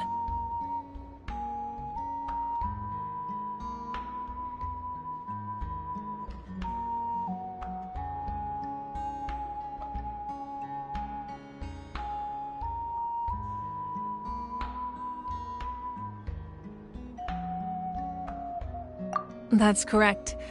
At first, he was a mortal man with no special power. After he ascended to the divine throne, he used it to borrow power from the heavens and establish the rules of Natlan. Namely, a framework through which ordinary people can ascend to Archonhood. By holding the pilgrimage, we're able to determine the strongest among us. And when that person ascends to the divine throne, their inner flame will awaken. In addition, the sacred flame will grant them significant knowledge and memory of this land. After all, that's how I came to know everything I just told you. So, it all comes down to the power of the divine throne and the rules. Wait, is that a family portrait? Yes, that's my mother, father, younger sister, and the little saurians we raised. I turned a piece of my dad's leather armor into a canvas and commissioned a famous artist to paint our likeness. Your sister is so cute! It looks like the two of you are really close.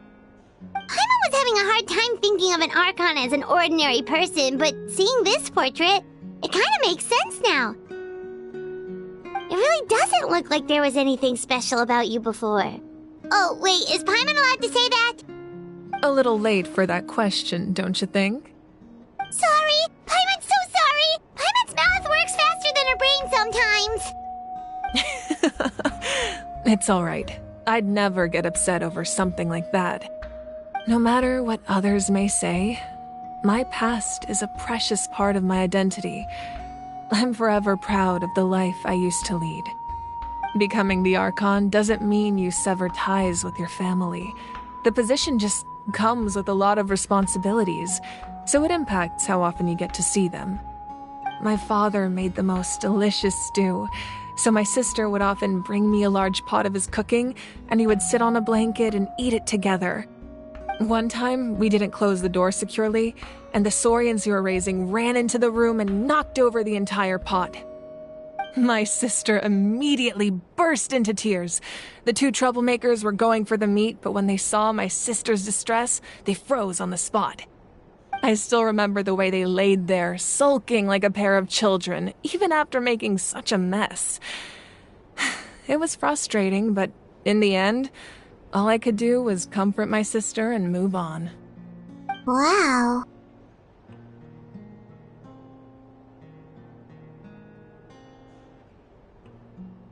Isn't that what being a family is all about? I think about that story a lot, actually. As the Archon, I made a vow to defend this nation, and experiences like that, they remind me exactly what I'm trying to protect. Well, what happened after that? This portrait looks pretty old. Your sister must be all grown up by now, right? I believe she ended up working as an architect and artist. She built many houses and crafted many beautiful works of art. Anyway, that's enough about me. Now that the powder is settled, we can begin. Ian-san, Mulani, Chaska, over here, please. Place the ancient name up there, and then we'll begin.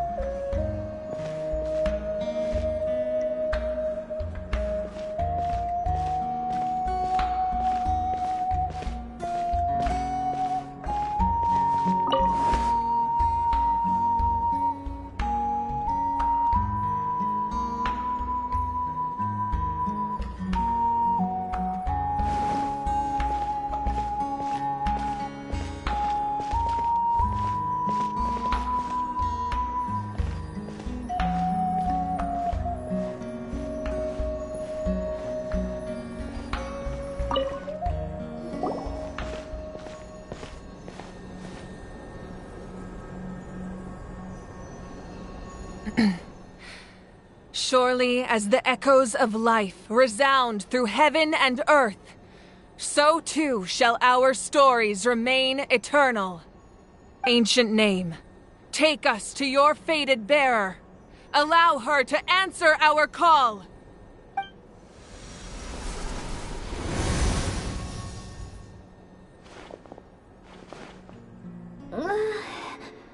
Am I hallucinating again? Kachina, are you okay? Huh? I'm not seeing things, am I? Is the Abyss playing tricks on me again? It's okay, Kachina. It's just us. We're trying to find a way to bring you back. Everyone, you have to listen to me.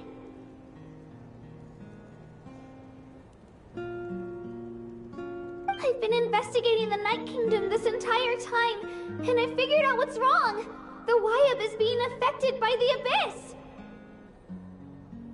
I was waiting for the Wyab to send me back, but then this really strong monster came in and it almost killed me. The Wyab saved me, even though its power is weakening, so I've been hiding from the monsters while trying to find a way to help. The Night Kingdom has become a huge mess, though. I keep hearing these awful sounds and seeing really horrible things. Don't listen to those sounds, Kachina. The Abyss is trying to strip you of your sanity. All you need to do is stay safe and wait for us. We'll be there shortly. It's okay. I feel so much better now that I've had the chance to talk to you guys. You don't need to worry about me. I've never been strong or special at all, really. So I don't blame anyone for forgetting about me or leaving me behind. Just knowing you care is more than enough. I'll find a way back. You don't have to put yourselves in danger to come rescue me. You're always like this, Kachina. Now's not the time to act tough. We're coming for you, and that's final. I don't know what lies the Abyss has been feeding you, but I'll tell you something right now. Nobody here sees you as a burden. You're a victor of the Night Warden Wars, a hero of Natlan. All you need to do is wait for us to rescue you, and you'll get all the applause and recognition you deserve.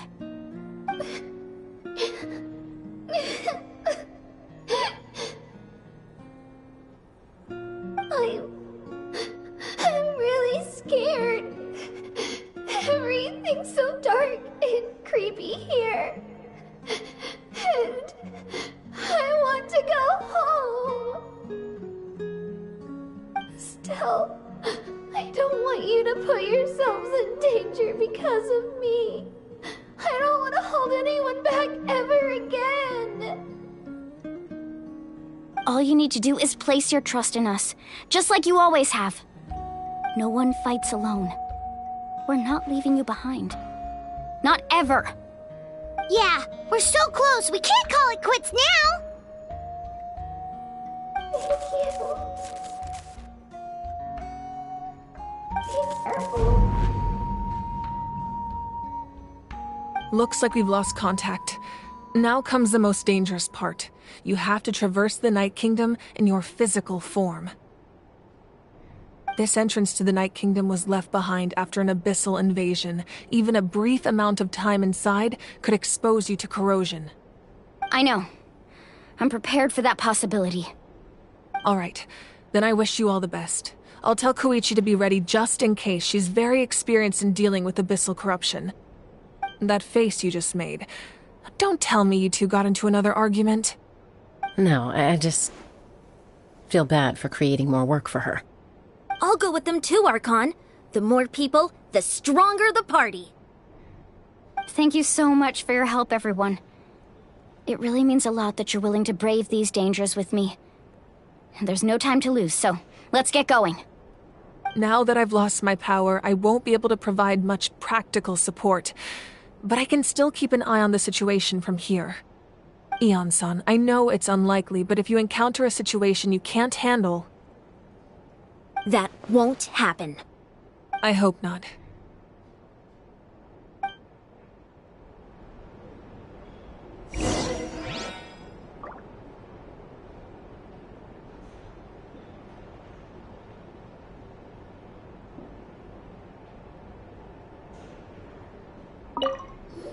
Be careful out there.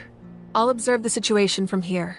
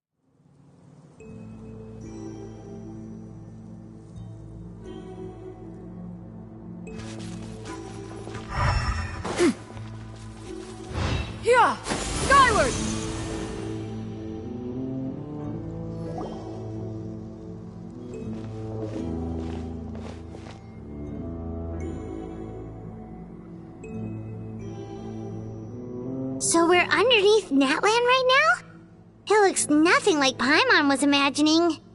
That's because in the distant past, Natlan was home to an incredibly advanced civilization ruled by dragons.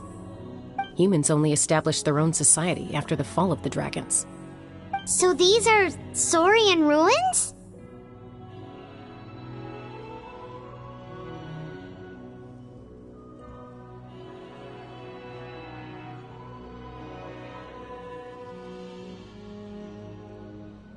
Wait, you mean like the elemental sovereigns?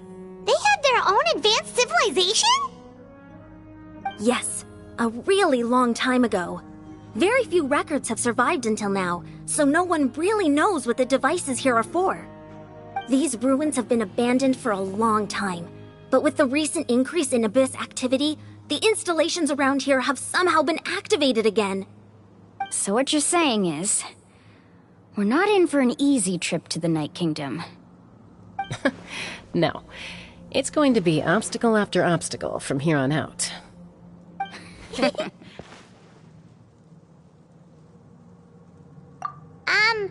are you all laughing like that? It's creeping Paimon out. It's the pre-adventure excitement kicking in, right guys? Of course. I'm eager to get started.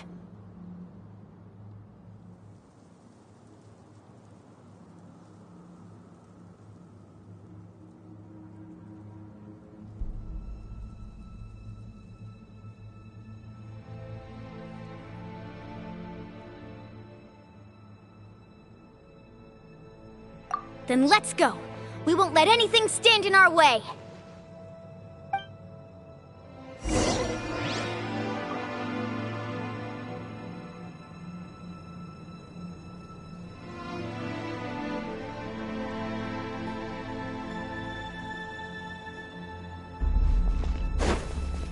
Yeah!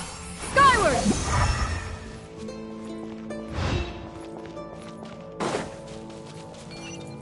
Seems like the road ends here. How should we get across?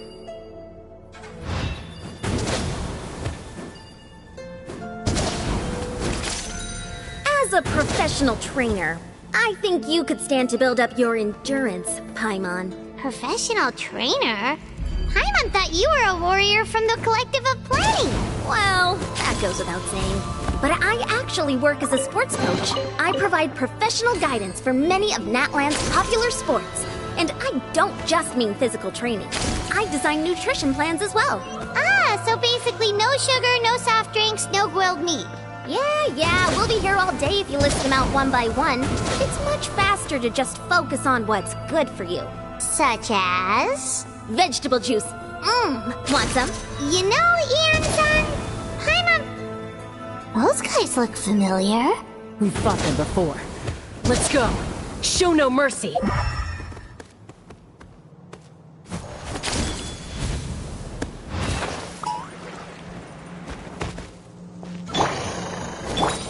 Strike a pop! Make yourselves at home. This might hurt a little. Yeah! Scatter! Skyward! Seize the skies!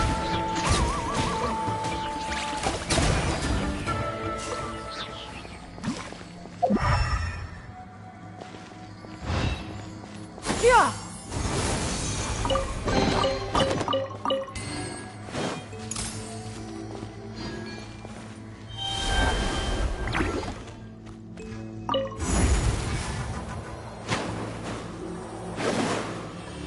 Whoa, the place we need to go seems really high up.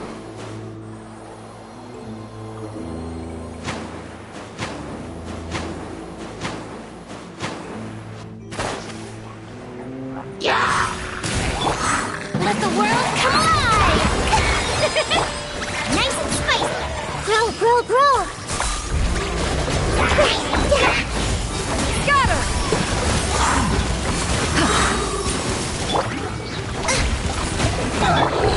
Share my knowledge. This might hurt a little. Make way for the Adeptus!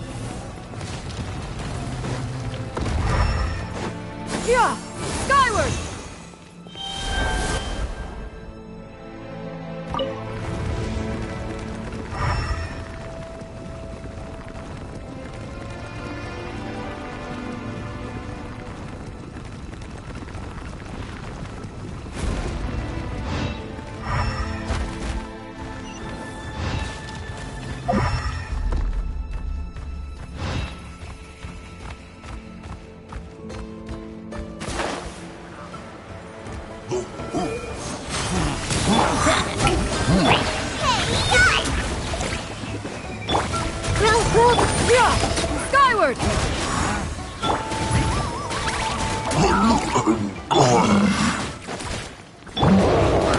Let my name echo in song! After frying pan, into the fire! Shower me with the... Eat this! Hello.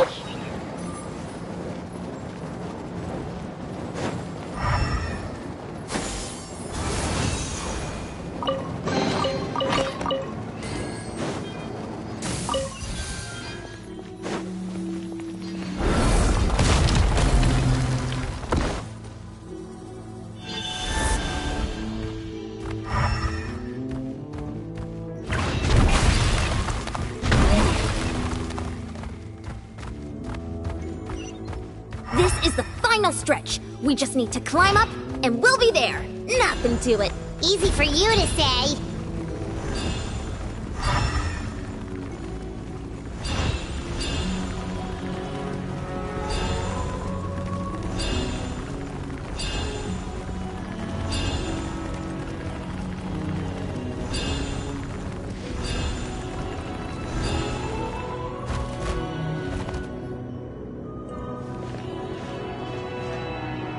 This must be the entrance the Pyro Archon told us about.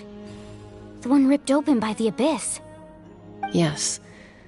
There's something in the depths of this place that feels familiar, yet also foreign. We actually have to go in there? Okay, Paimon just needs to psych herself up. Don't push her through before she's ready.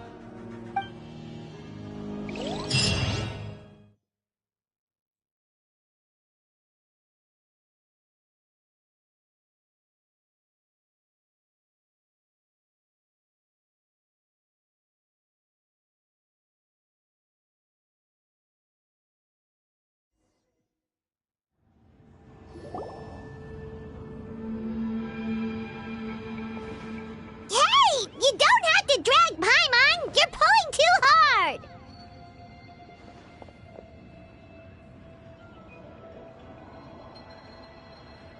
Looks like we made it.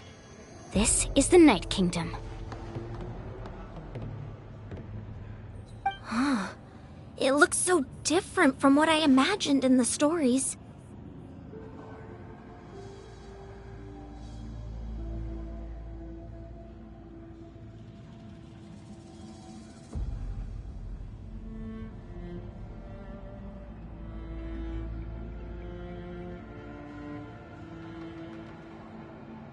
That overflow of energy is probably what trapped Kachina here in the first place. From this point forward, everything we know about the real world no longer applies. Anything can happen here.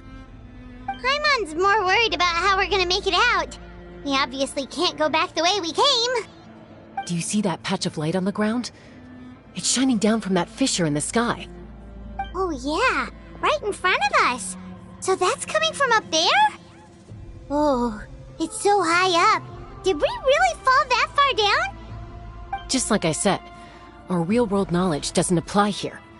We fell all this way, yet came out completely unscathed. If this was the real world, we'd have to climb our way back up to the entrance. But here, all we have to do is stand underneath the light and offer a prayer. That's it?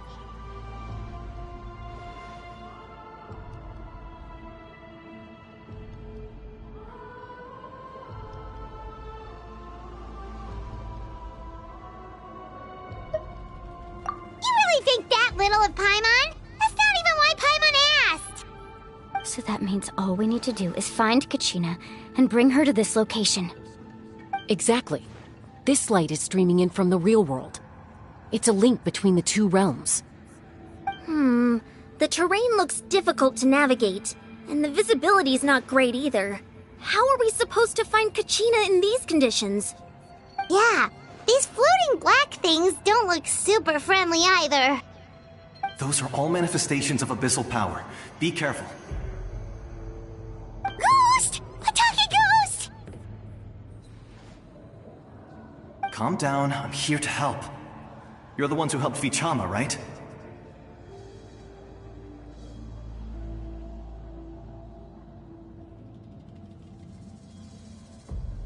Yes, I'm Vichama's friend, Malko.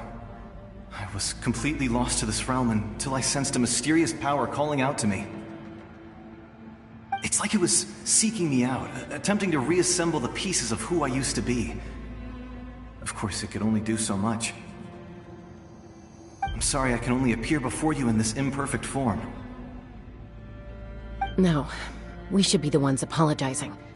If the Spirit Speaker's stone hadn't become corrupted by the Abyss, we could have done much more. But we had to destroy it. Otherwise, Vichama and his tribe would have been in danger. Of course. Thank you for protecting him. I never imagined that, even after all these years, he'd still take such a risk for me. Under the power of the stone, it felt like our souls were connected.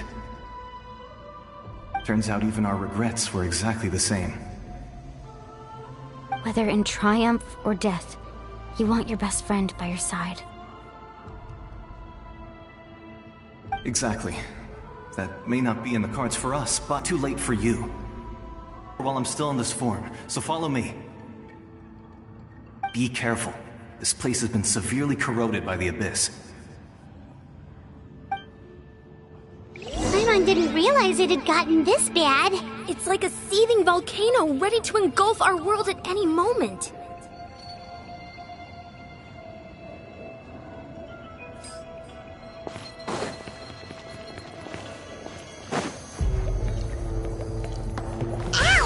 Quick, get back here! You can't go wandering. Stick close to me. My power will be able to ward off attacks for the time being.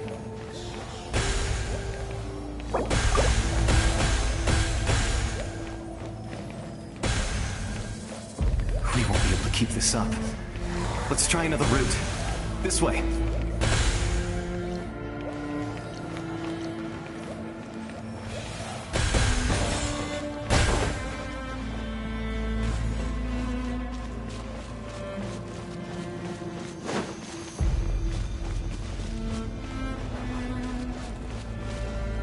Not good. More monsters. We shouldn't waste our time on them.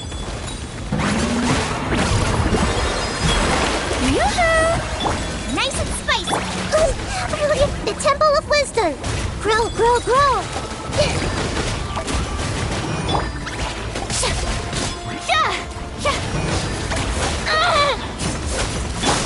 Let's wait for a little.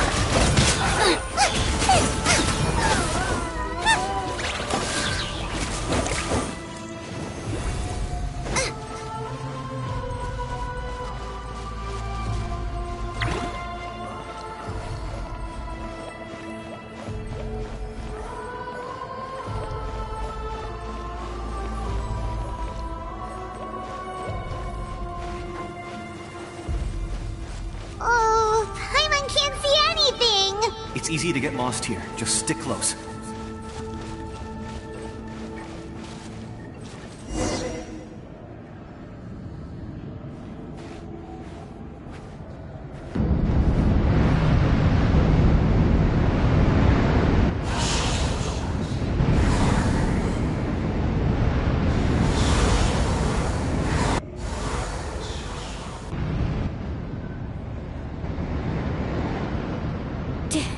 Did you hear that? What? Never mind. It was probably just my imagination. Don't scare Paimon like that! I heard it too. It was a voice from the Abyss. What did it say? Doesn't matter. It certainly doesn't harbor good intentions.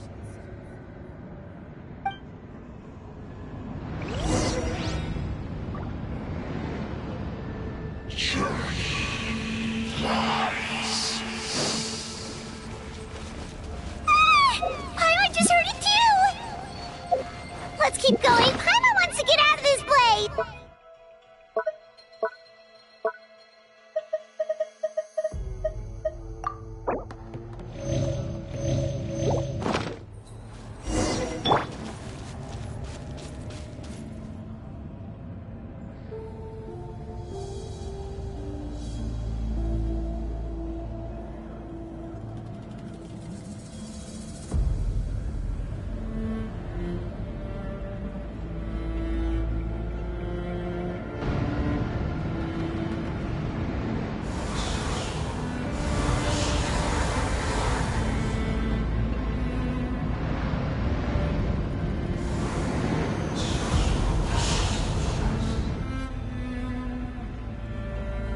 We're here, Kachina!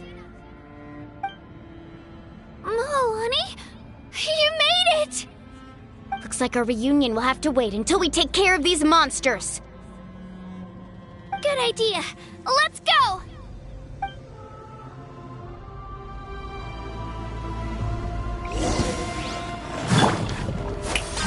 At the frying pan, committed to memory.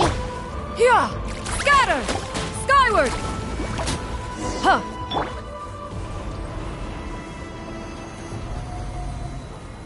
You're here. You're finally here. Thank you so much. That monster can appear from anywhere. It almost caught me a bunch of times. The YUP's power helped keep me hidden, so I just tried to stay out of sight until you got here.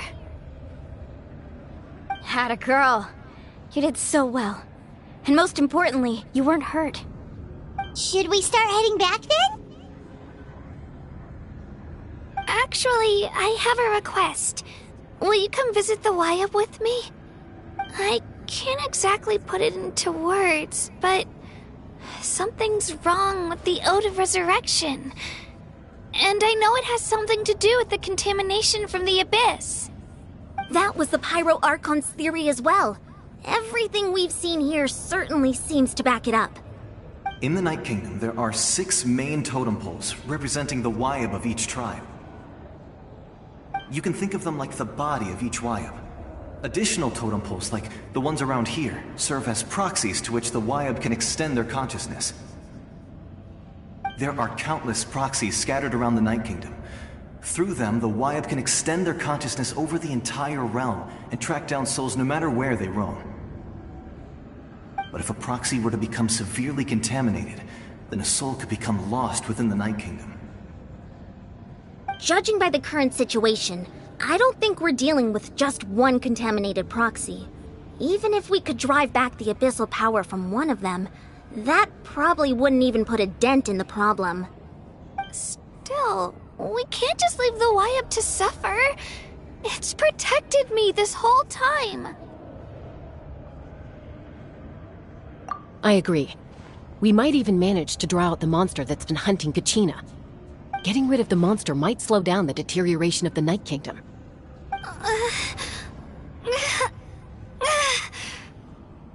Kachina? What's wrong? Nothing. Just a headache. And that voice again, telling me to abandon the YUP and leave this place. Maybe we really should leave. Kachina's already been here for too long. No, I'm fine. I don't plan on listening to that nonsense. I can hold on. Just up ahead. I'll lead the way. Besides, I can still fight, so please, help me out a little longer. Listen to me, Kachina. We'll come with you, but that's because we want to help the YUP, not because we have something to prove. You don't have anything to prove either. It's okay if you reach your limit. We'll be there for you. All right. The sooner we get this done, the better. We've already come all this way, so we might as well try to get to the bottom of this. Let's go. This way. I'll stay here and try to...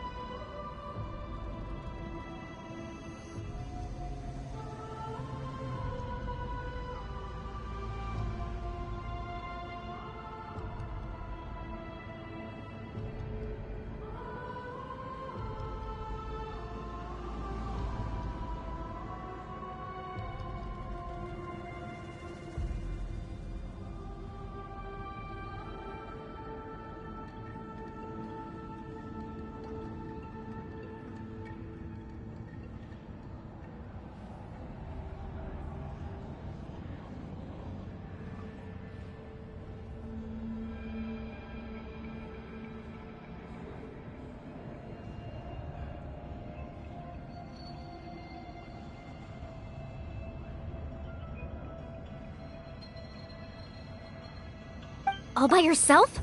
That's too dangerous! It's all right. I may not be as strong as that monster, but I'm definitely more familiar with the area. Besides, I don't have much time left. If you're anything like my friend, I'm sure you're not particularly fond of goodbyes. So go. Achieve your goal, and return to the world where you belong. Thank you for everything. You're a true hero. Thank you. No one fights alone.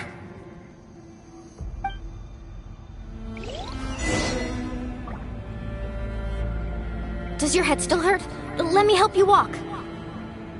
I'm fine. I'm fine. You should know I'm made of stronger stuff than that.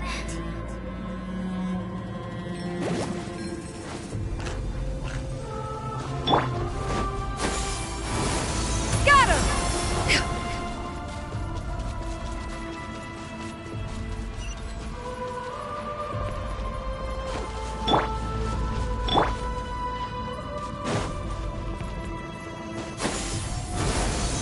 Got him!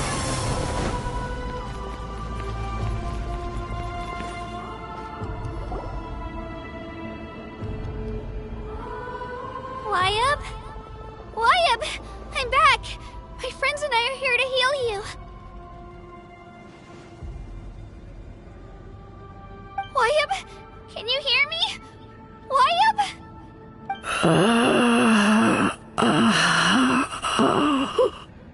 So we were right. The contamination is already too severe. It's preventing the Wyabb from answering our calls. Alright, get ready everyone! Time to purge the abyssal energy from this place!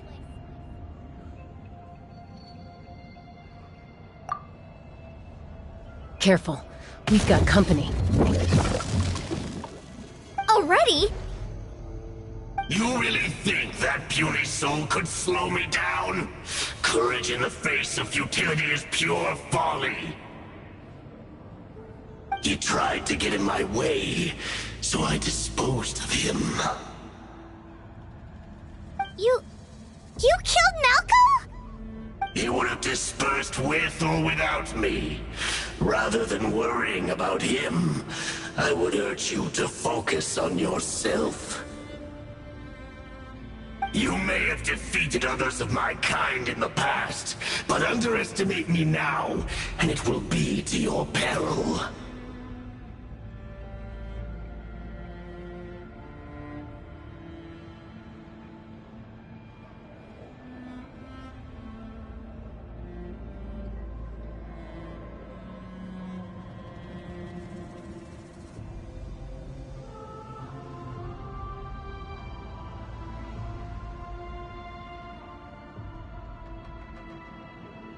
No, the power of the Abyss is intoxicating.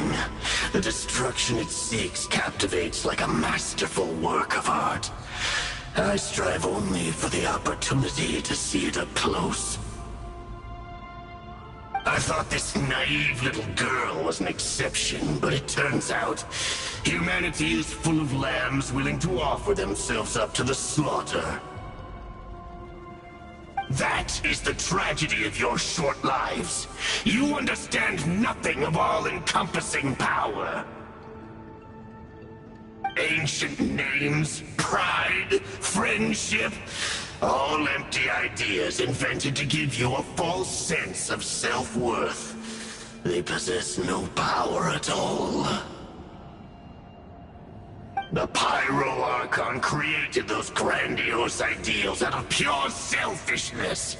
Anything to avoid sharing power.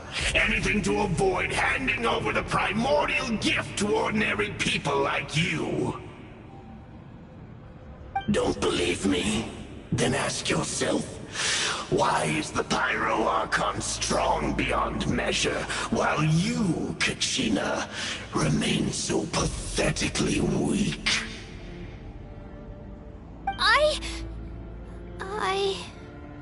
Kachina! Give me your hand.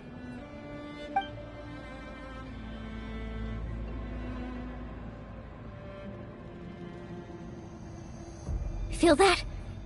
right here next to you. Thanks, Moalani. You're right. I have nothing to fear. Because I'm not alone anymore. You're right. Maybe comforting ideals don't have any power. But you also couldn't be more wrong.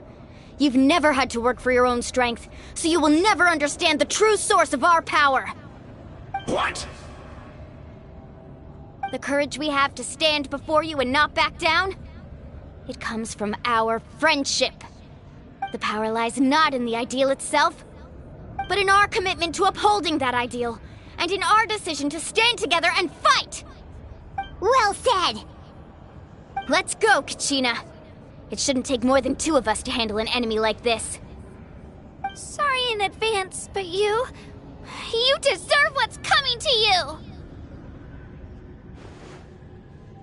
There aren't many in Natlan who can beat us when we're together. It's time he got a taste of that kind of power.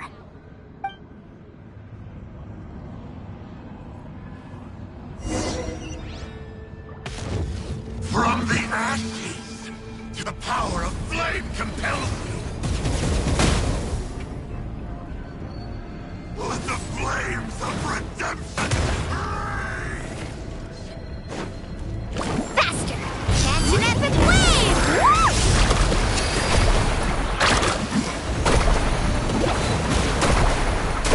Now is the time for my coming!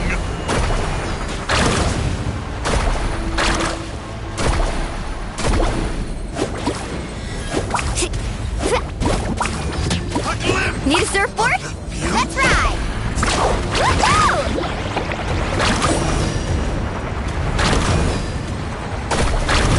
I must protect my clients. Right here!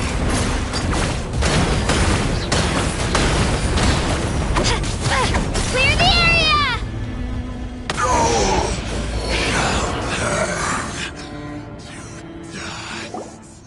Oh, we won! We actually won!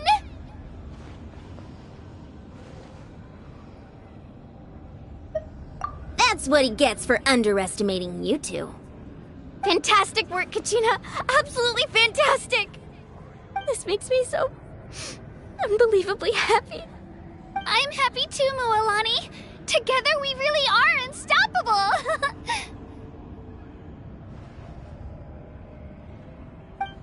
Huh? What's happening?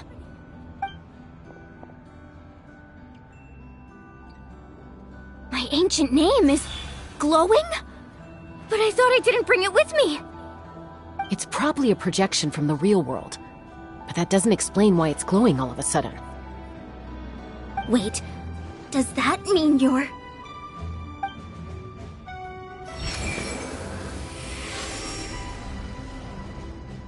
That was a bold move. Diving headfirst into the fire to save your friend. Especially in a place so overrun with abyssal corruption. Still, seeing you pull it off was really something. Everything you said was exactly right. As isolated individuals, we stand no chance against the power of the Abyss.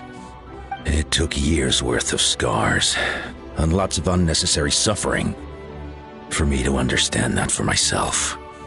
The Pyro Archon's plan will unite us as one. Everyone has a part to play. Only then will we have the power to defeat the strongest of foes. Who are you? Tupac, a warrior from the people of the Springs. I fought against the Abyss during the invasion 500 years ago. I've heard that name before. You were the giant who saved all of Natlan. Since you were able to awaken my words from your ancient name, that means you have fully embodied the aspirations of the Wyab. Under the name Umoja, you shall unite the tribes and save Natlan from its impending doom. Me?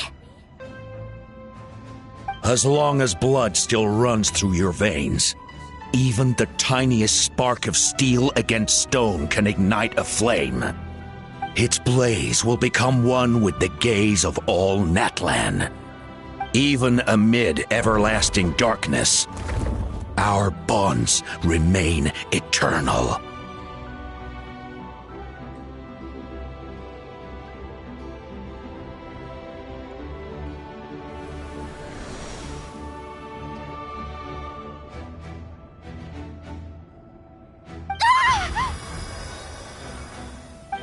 What's wrong, Moalani?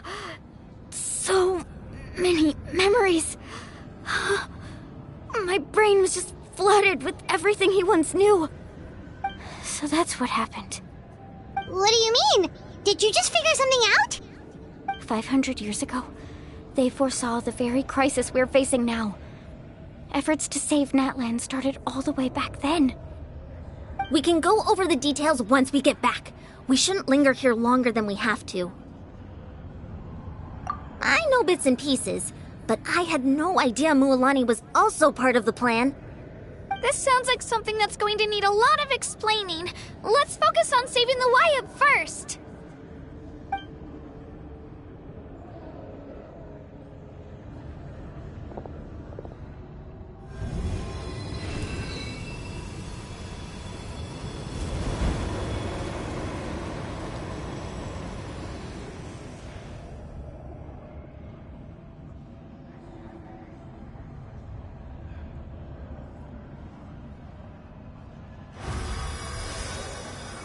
Okay, that should be enough. Wayab? Wayab? Can you hear me? I hear your voice, Kachina. My dear child. Great. Well then, I'm afraid it's time to say goodbye. I just wanted to make sure you were okay before we leave, but we can't afford to stay here any longer. I was going to ask why you bestowed an ancient name upon someone like me, but it's okay. I'll keep searching within myself for the answer. I'll never stop trying to improve my strength. One day, I'll live up to the hero you saw in me. You are already an outstanding child in my eyes, Kachina. No matter what happens. Huh? You are all my most beloved children. It has always been my honor to protect and nurture you. Your ancient name is just that, a name. Much like your parents chose to name you Kachina, I also gave you a name, but it need not define you. Focus on who you want to be. You are already worthy of your name. Now, you need only devote yourself to becoming a better you. The story of your ancient name is for you to continue. Just like your parents, my love for you will never change, no matter what the future holds.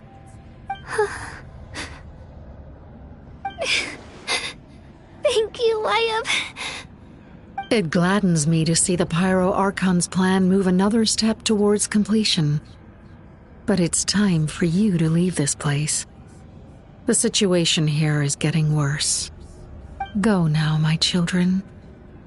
Save Natlan on behalf of all you hold dear. I know we've never met before, Wayab, but I just wanted to say thank you for encouraging Kachina. It was exactly what she needed to hear. Whoa! What's going on? An earthquake? We're out of time. It's the power of the Abyss. Quick, we need to run!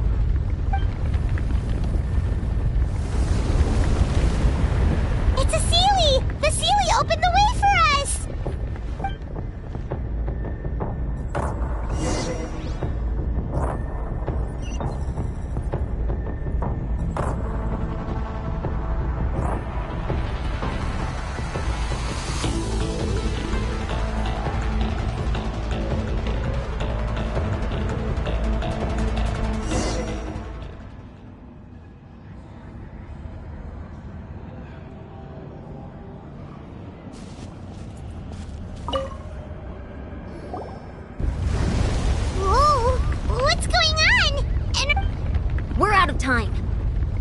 It's the power of the abyss.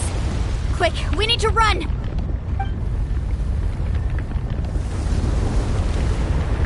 It's a Seelie! The Seelie opened the way for us!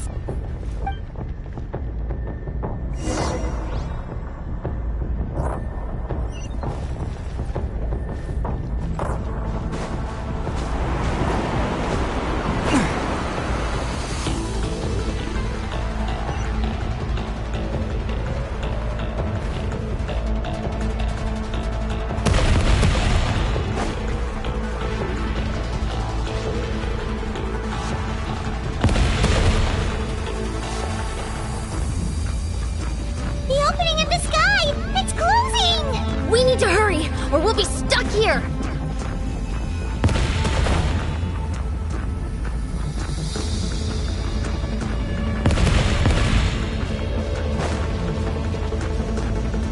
Watch out for the falling rocks! Quick, through the middle!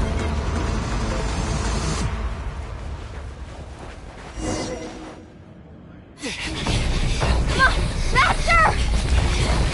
We'll never make it!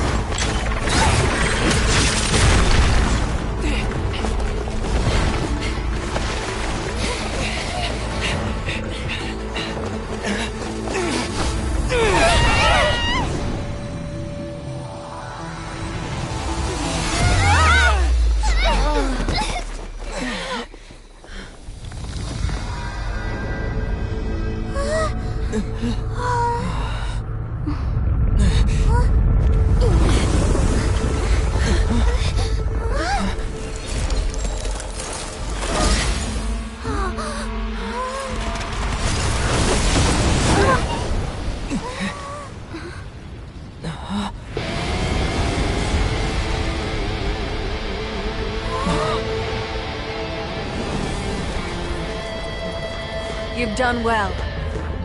Now come home.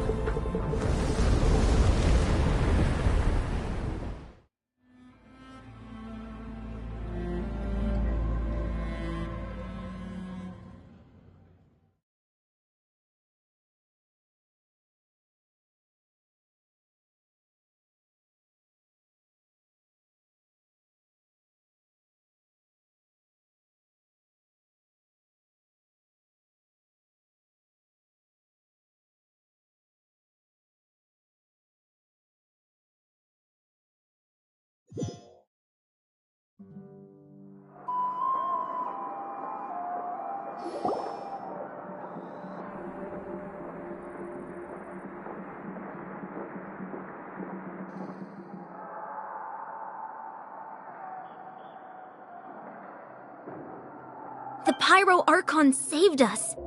But she's not here. Yeah, didn't she say she used it all up? She's still in the speaker's chamber. What we saw in the Night Kingdom was just her consciousness.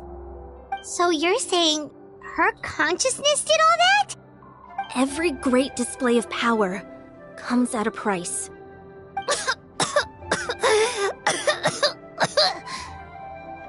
You must feel terrible, Kachina. Just hold on. We'll get you to a doctor soon. Let's get back to the stadium. The Pyro Archon said she'd have a doctor waiting for us. I recommend getting a full checkup, just to make sure no damage gets left behind. Paimon feels okay. What about you, Traveler? Right. You always seem to do pretty well against the Abyss. Let's get going. We need to share what we learned in the Night Kingdom as well. Right. The Y-Up mentioned something about the Pyro Archon's plan. What is it exactly? I'll let her explain everything. We're all a part of the plan now. Every move we make from here on out will decide Natlan's ultimate fate.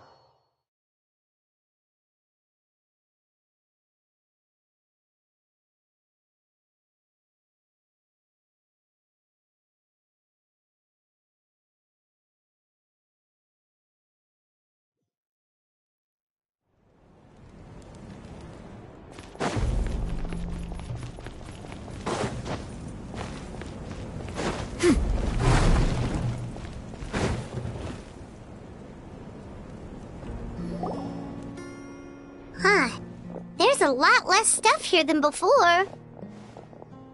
It's good to see you all here in one piece. I know you must have a lot of questions, but let Koichi check you over first. It's best not to let any lingering effects of the Abyss go untreated. Thank goodness you made it back. I came here as soon as the Pyro Archon told me about your plan. Take a seat, everybody. I'll examine you one by one.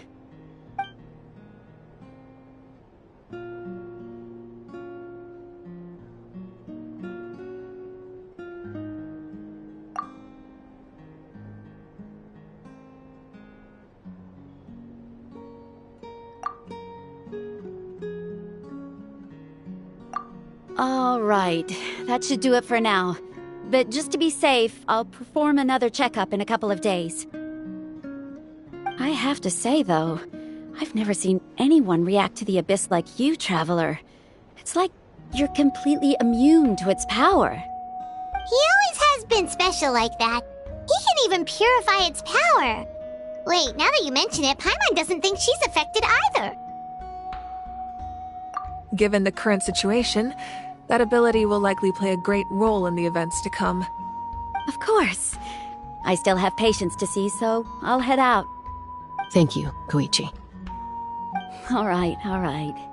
We might not see eye to eye, but we both had good intentions. Just give it time. I'm sure we'll figure things out between us one day. Yeah.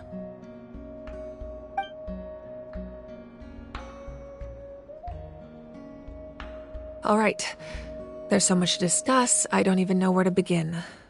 You've seen it for yourselves now. The devastation in the Night Kingdom. I'll get straight to the point. Natlan is on the verge of destruction. It's very possible our nation has less than a year before total devastation. Huh? No.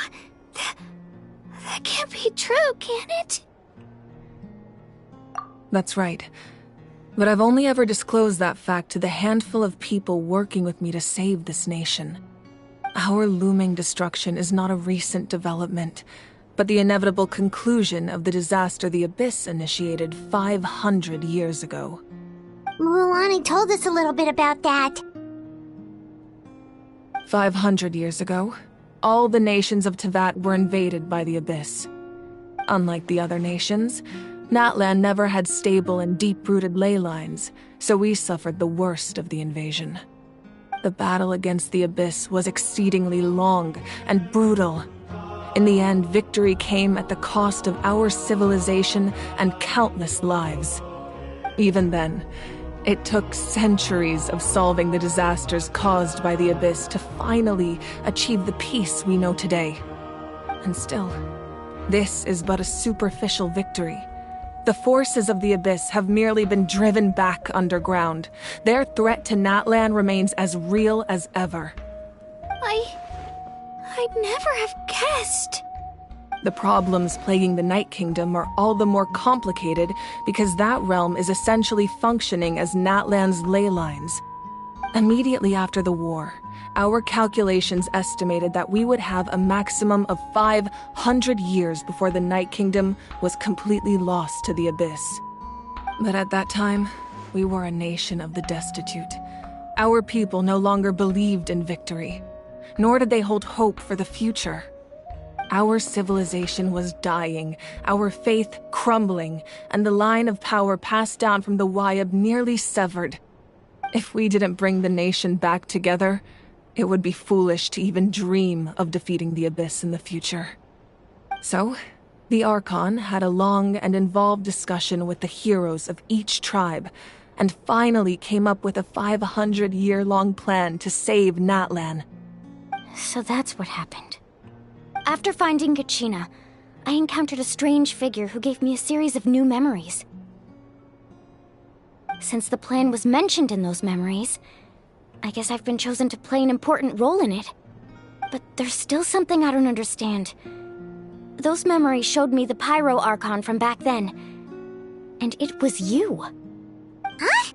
But that doesn't make any sense! The Pyro Archon is supposed to be human. It's impossible for a human to live that long. That's right. The hardest thing for humans to overcome has always been time. Or rather, the natural limitations of our lifespan. A god can extend a human's life by using a certain amount of divine power, or subjecting them to a curse. But, as we all know, Natlan doesn't have gods like that. We can only rely on our own methods. A human life is like a flame destined to be extinguished. 500 years ago, I placed my life within the sacred flame. Only by dying before my time could I have the chance to wake up again. So, in other words, this is your second life?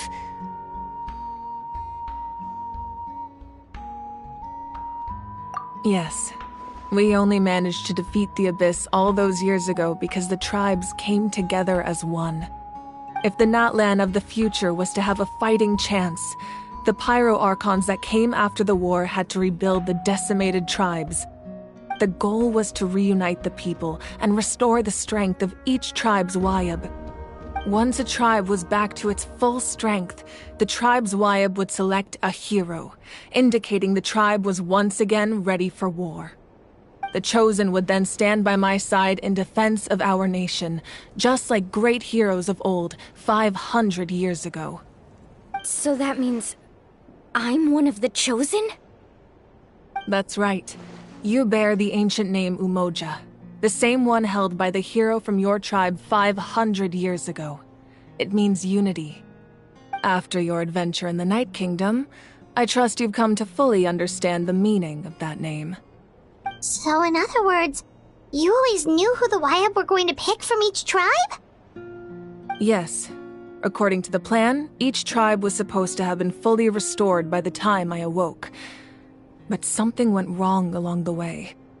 The 6 heroes successfully inherited the ancient names from 500 years ago, but the intel regarding the plan wasn't passed on to them. Once again, it comes down to the deterioration of the Night Kingdom. Communication between the Sacred Flame and the Wayab has been blocked. Just like how the Ode of Resurrection failed to bring Kachina back. Exactly. It's just another tactic the Abyss is using against us. The Abyss may not possess intelligence, but its methods certainly aren't easy to counter. If we want to unblock that information from being passed on, my presence alone isn't enough. The ancient name-bearer must establish a greater connection to their name. So, I've tried my best to help them from the sidelines. Currently, Shilonen of the Children of Echoes, Kinich of the Scions of the Canopy, and Iansan of the Collective of Plenty have all been acknowledged by their names. During your adventure, you too earned the acknowledgement of your Wayab, Mualani. In the process, you gained the memories stored within your name. But we have less than a year! Yes, but we have no choice. We cannot start the plan until all the heroes have been gathered. That's also why I haven't been able to take action despite the urgency of the situation. But if you knew this whole time, why didn't you just tell me about my role in all this? Wouldn't that make everything go a lot faster? Perhaps, but the opposite could also be true. Knowing your destiny too early could mean failing to realize your full potential. Just like your determination to save Kachina, I hope your commitment to this endeavor comes from your own strength of will, rather than a sense of obligation. So I suppose you're not going to tell us who the final 2 heroes are then? That's right. Their time is yet to come. Putting pressure on them beforehand will only hinder their development. I can only trust in the judgment of the Wayab. I have never believed I could solve this crisis alone. It was to trust and rely on others that we managed to get this far. Natlan's salvation lies not in its Archon or any singular individual, but in us all. You're quite perceptive, aren't you? I thought I might get away with avoiding the topic. Huh? Oh, right! All of the stuff you stored here before, where did it all go? Even though I sacrificed my power, I still needed a contingency plan to ensure you would make it back from the Night Kingdom. After all, I was the one who allowed you to take that risk, and Mualani has an important role to play in my plan. In addition to their sentimental value, the items I stored here held a much more important purpose. Fuel. Fuel? So back then, that's why you... Yes. The stories embodied by those items are certainly important, but there's an even more significant trait they all share. Every item belonged to a hero of Natlan. Over time, they became imbued with a certain amount of contending fire from being carried in battle. On their own, each item's power is limited, but together their combined effect can prove quite useful in a dire situation. By burning those items, I was able to activate the contending fire stored within them to open the boundary between the two worlds. It was a rather crude approach, so all their power was depleted in an instant, as you can see. But aren't they all precious treasures? What about their stories? That's exactly why I dragged you all here. No matter what, I never wanted the Pyro Archon to have to use that power. Oh, I'm so sorry. You have nothing to be sorry for. You all deserve my thanks, actually. If you hadn't saved the totem pole, that area of the Night Kingdom would have been forever lost to the abyss. And then, it would only be a matter of time before the Children of Echoes was met with disaster. Besides, when those heroes entrusted their belongings to me, or the Pyro Archon of their time, it was out of a desire to contribute to Natlan's survival. If they knew those items helped save the present-day heroes of Natlan, they would not mourn their loss. Even when you put it that way, I still feel bad. There's no need. Remember what I told you about time? The people and the events of the past are never truly lost to us. We simply carry them with us in a different form. In that sense, we didn't lose anything at all. If you still have regrets, let them fuel your resolve in the battles to come. Your deeds will become new legends and nurture new forms of power just like the items once stored here. Well, we'd still like to return the favor. Well, if that's the case, just treat me to a drink sometime. Now that Kachina has returned, we can finally hold the victory feast and celebrate your team's triumph in the Night Warden Wars. And we could all use the rest, that's for sure. Plus, you'll be able to silence everyone who doubted you once and for all, Kachina. Still, now that I know the danger we're facing, having a victory feast doesn't feel right. Try not to let it get to you. It's important to stay calm. Worrying about it will only affect your judgment. All right. You should head out. I'll join you in a bit.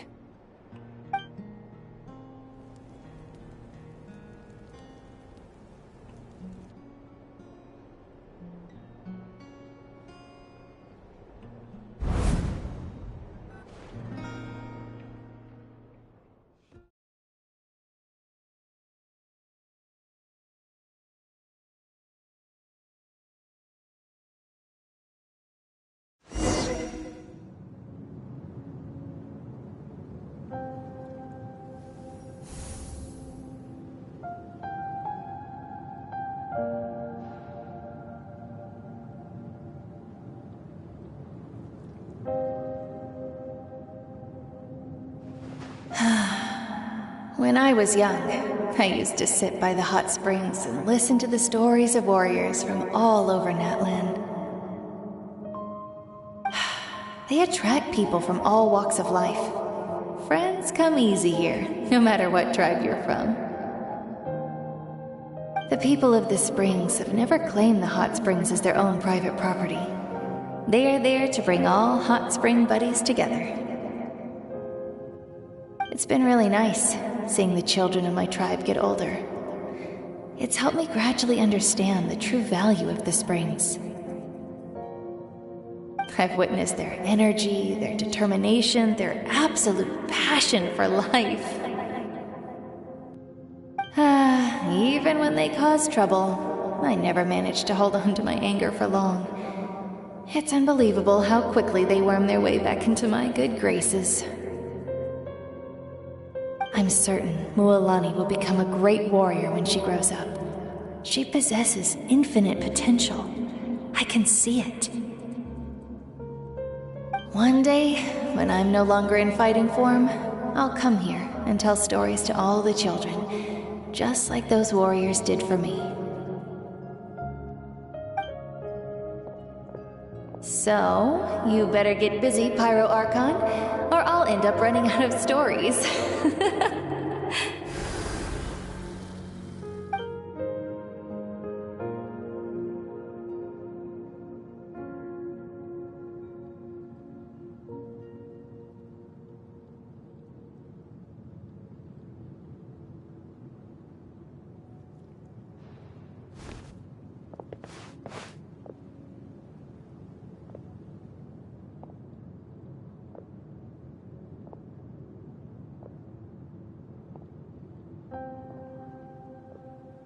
Our nation is engulfed in darkness. Our tribes stand divided, and yet you promise victory in the distant future. The Abyss is a cunning enemy, one that I faced in battle many times. Were that not the case, I would never understand exercising this degree of caution. My rage will never know absolution. Then my power will no longer aid you in victory. But you came to me because you knew you could convince me with just a single sentence. I understand your choice. The heroes of today will forge the path ahead with blood and fire. Just remember to earn us the victory we are owed.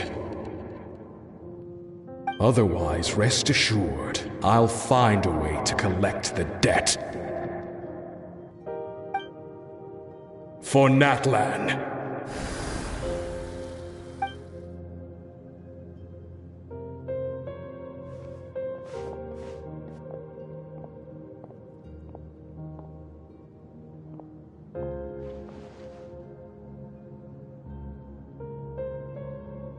So, you're gonna head 500 years in the future to serve as the Pyro Archon again? But what about the you from right now? You're just gonna die? You can't ask her those questions and expect her to answer, my dear. The decision is hers to make, and she deserves our support. We will do everything we can to rebuild the tribes. Don't you worry. Even across time, we will all do our part to fight for Natlan's future. Yeah, Mom's right. We'll always believe in you, sis. Oh, seriously though, Dad should be here. Where is he? I imagine he didn't know what to say, so he chose not to come at all. Don't take it to heart, my dear. That's just who he is.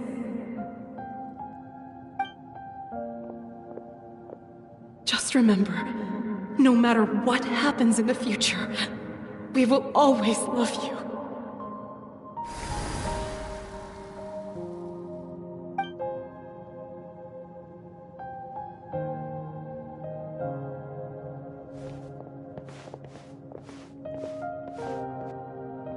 I'll come find you one day. I know I can't live that long, but I'll think of something. There has to be a way for us to meet again one day.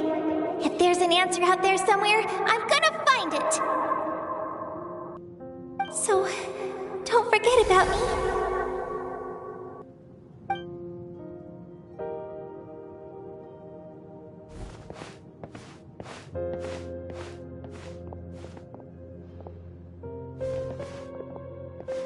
If that's your decision, then you have my full support, Archon. May our children live to see such a lovely son. For Natlan! No one fights alone.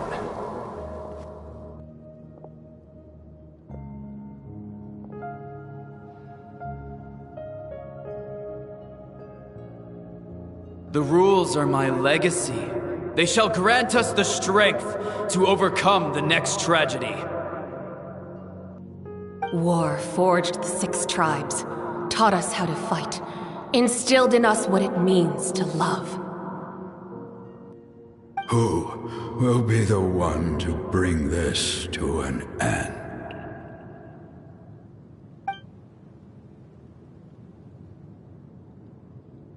We are the inheritors of memory and legend. Those who grew alongside sun and wind. Those who forged our own destiny and future. That is Natlan's fire, the lifeblood of our nation.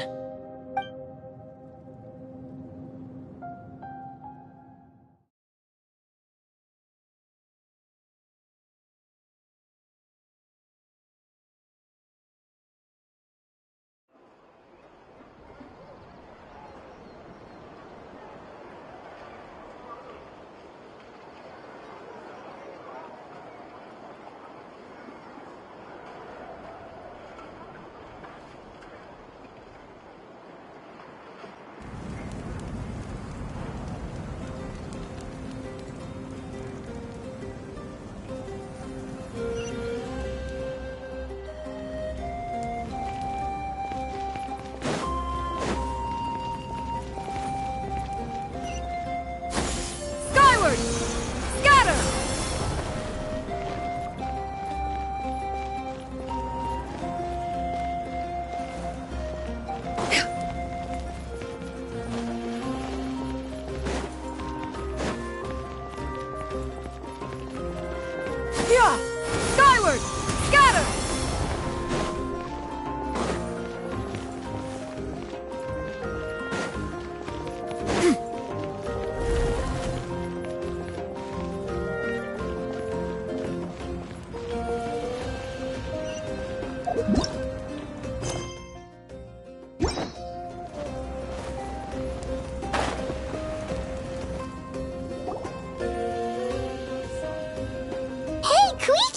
You here for the victory feast too?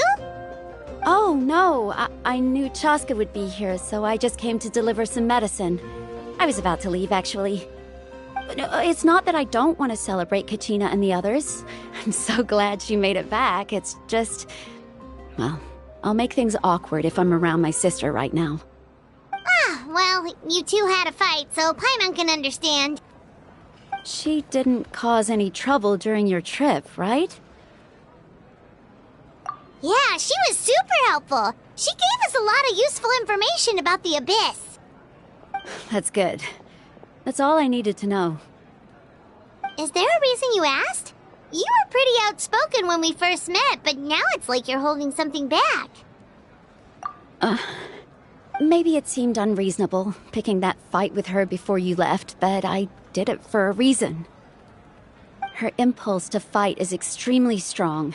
Her mental strength helps her rein it in, but she still loses control sometimes. I had no idea what you might face in the Night Kingdom, so I didn't want to take any chances. So what you're saying is... Okay, so maybe it sounds a little stupid, but it works pretty well. It helps her keep her cool for a little while, at least. Anyway, I'm just glad you were able to make it back safe and sound. That's all I wanted. But do you really have to go that far? Can't you just talk it out? No way. Chaska never opens up about her own pain, especially to her family. She can't learn about this, or it'll be even harder to help her. I appreciate the understanding, and don't worry. I'll find a way to help her ease this burden. Anyway, I need to get going. Enjoy the celebration. Oh, and if you ever need a doctor, you know who to find. Huh. Who would have thought there was a deeper reason behind their arguing? In the end, it's all the Abyss's fault. Paimon's had enough of them.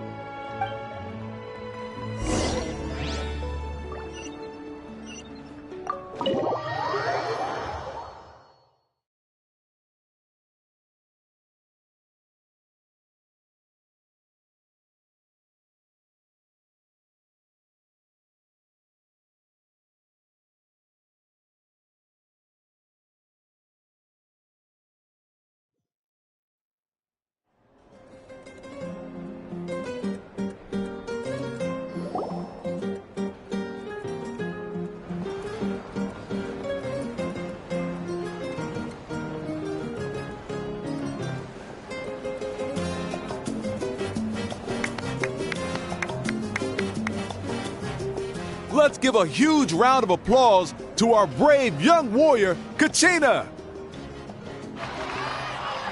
Woohoo! Well done, Kachina. Thank you, everyone. I'm so glad I finally made it. I always knew you could do it. With so much potential at your age, you have a great future ahead of you. You're one to talk. Don't think I didn't know you were the first person to abandon your team. I'll be dealing with you when we get back. I had no choice. My friend invited me. I couldn't just say no. Oh, really? So you weren't just trying to get ahead in the first round? I wasn't, I swear. I just happened to find that bearer injured in the wild, so I stopped to bandage his wounds. When he insisted on repaying the favor, what was I supposed to do? I'm just one person. I figured Kachina would have no trouble replacing me. But the fact of the matter is that after your departure, everyone else started thinking about swapping teams too. I'm really sorry, Kachina. It was wrong of us to abandon you like that. It's amazing that you still made it all the way through to the Night Warden Wars. That's the highest honor. So, what about you guys? Did you make it far? Our team captain drank too much the night before the competition and turned up late to the stadium on the day. We got disqualified.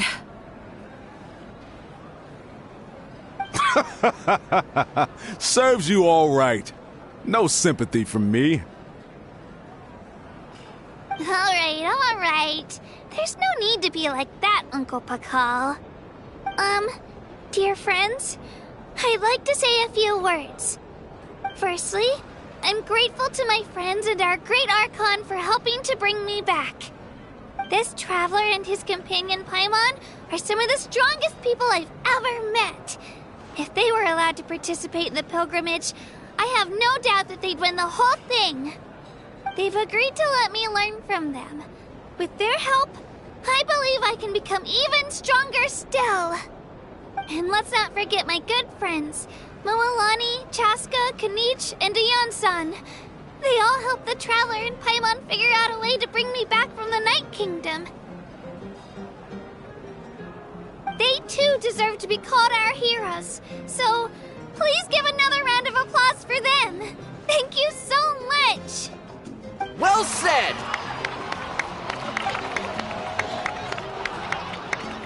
I'll drink to that. How does it feel being a hero, Kachina? To be honest, it's a bit overwhelming. It all just feels so surreal. Well, you better get used to it. Next up, undefeated champion!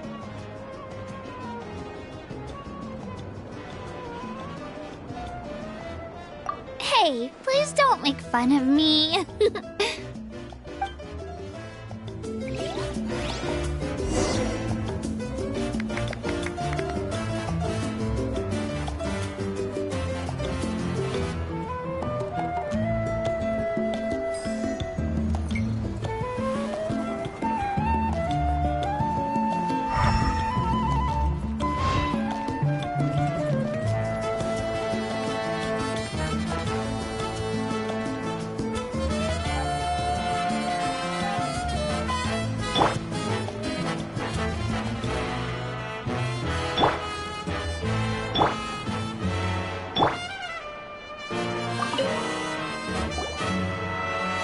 You're here.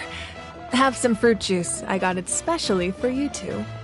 How did you know? That's Paimon's favorite! You look like you've still got questions. Ask away.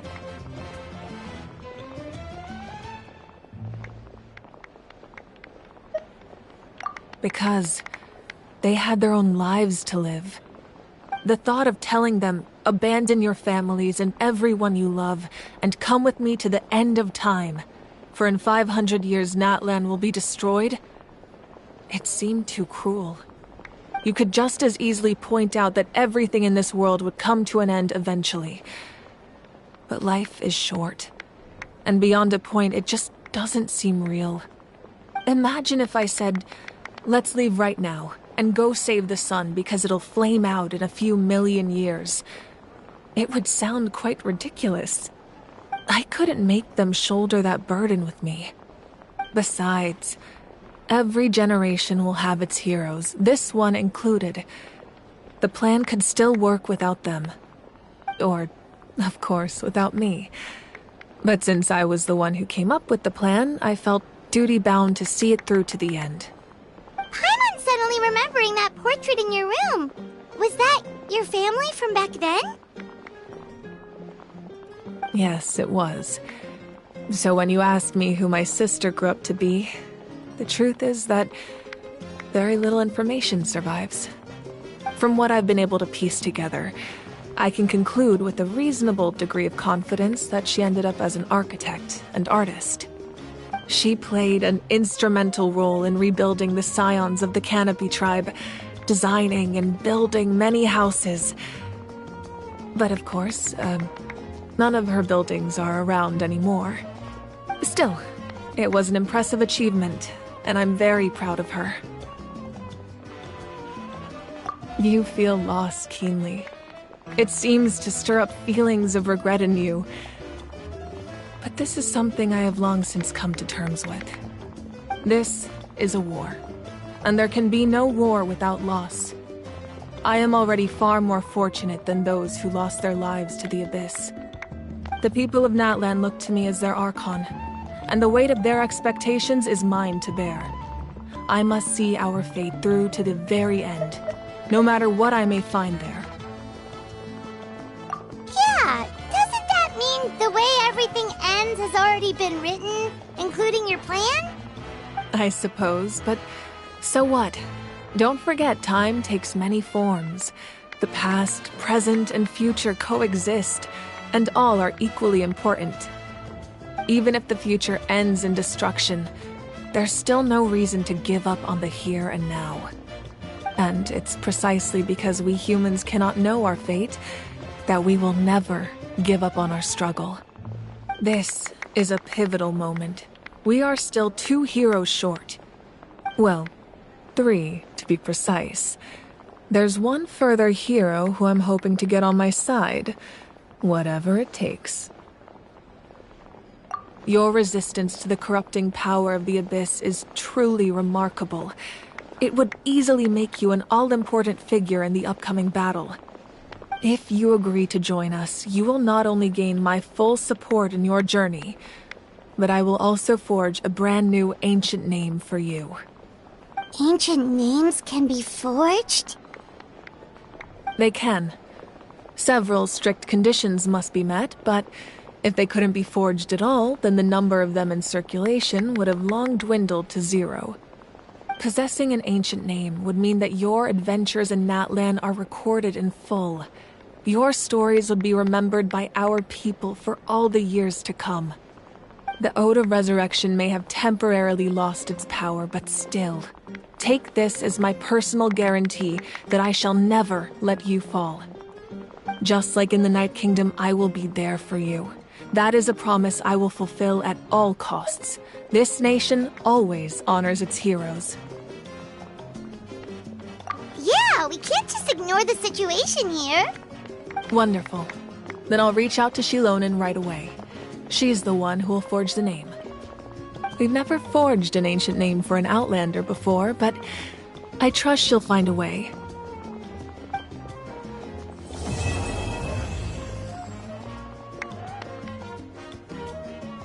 My lord, we've received word that the Pyro Archon has lost much of her power.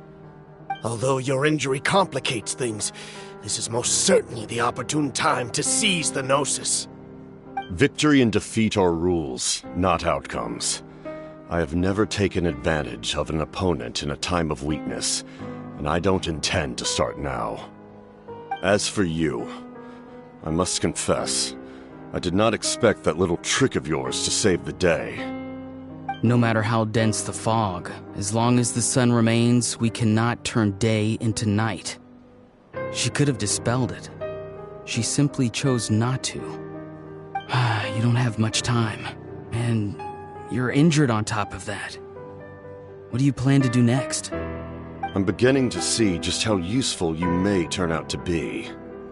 You heard something from here, didn't you?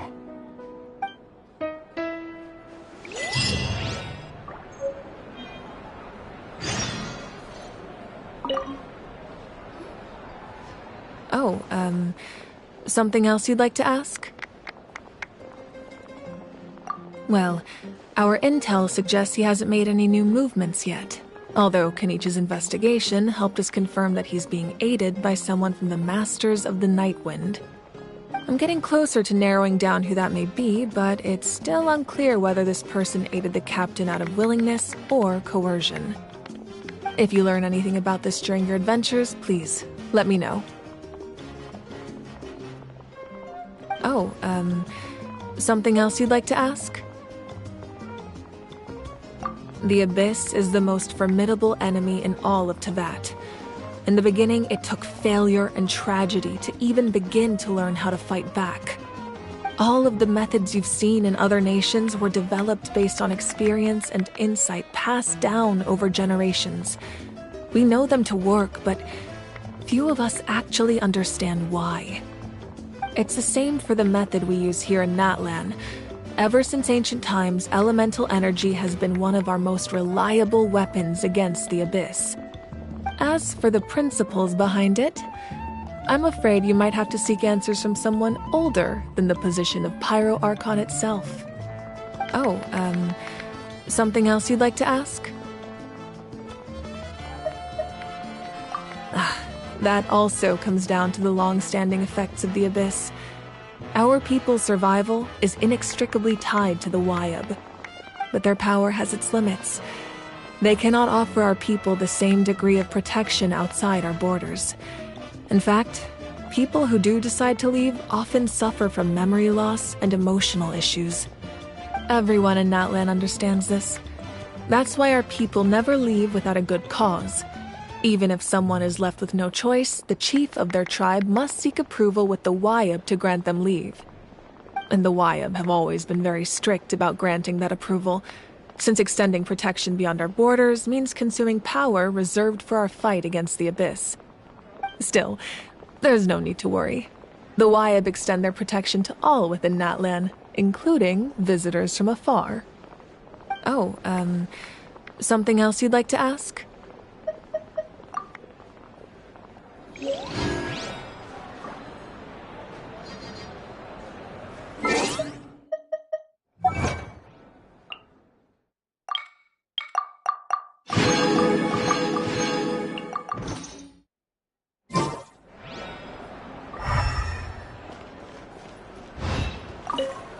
It's rare to meet travelers as strong and brave as yourselves.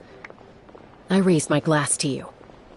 Anyway, my sister's already gone back to our tribe. She has patients to treat. Oh, we actually ran into her on the way here and, well, Paimon just thinks she really cares about you.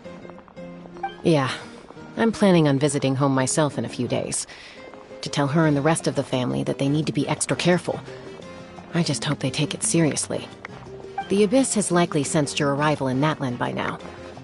So exercise caution on your adventures as well.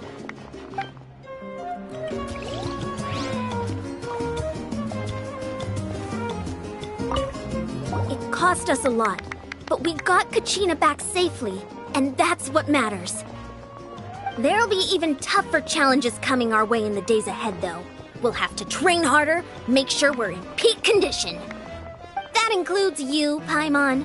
I can do a special one-off session to show you the ropes. Interested? No thanks.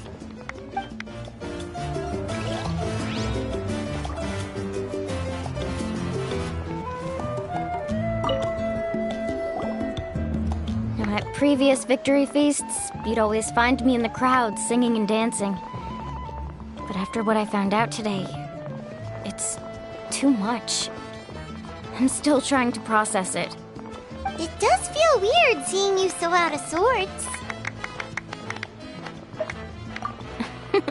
Is this another pearl of wisdom based on your adventuring experience? Well, Paimon agrees with the Traveler. Everyone's come together to celebrate Kachina's achievements. That's gotta be a first.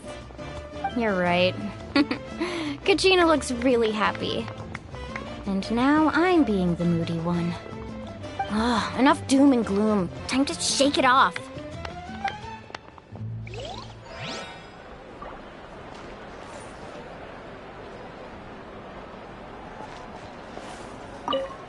My apologies. I knew more than I let on. Everything comes at a price, and most heroes aren't people who set out to become a hero. If you cling too tightly to your goal, you end up losing things that are far more precious. But in any case, we're now on the same page. I wonder how long before the two final heroes appear. From the Flower Feather Clan and the Masters of the Night Wind.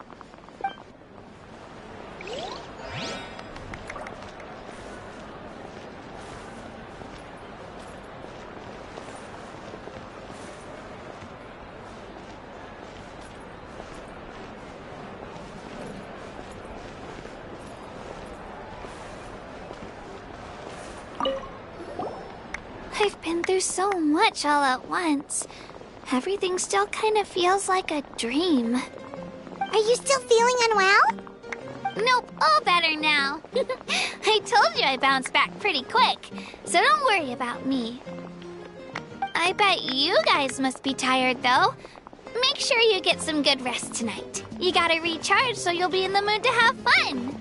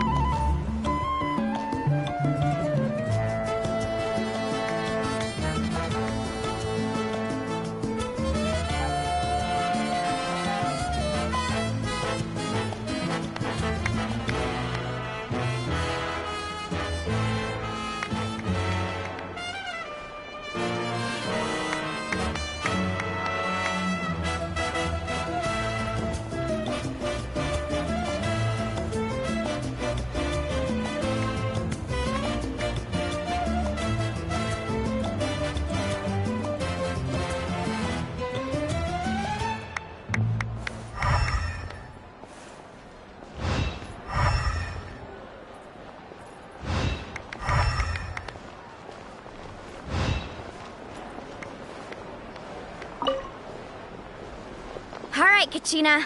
Let's party! I'm a little embarrassed. Don't be. Come on, you're the star of the show today.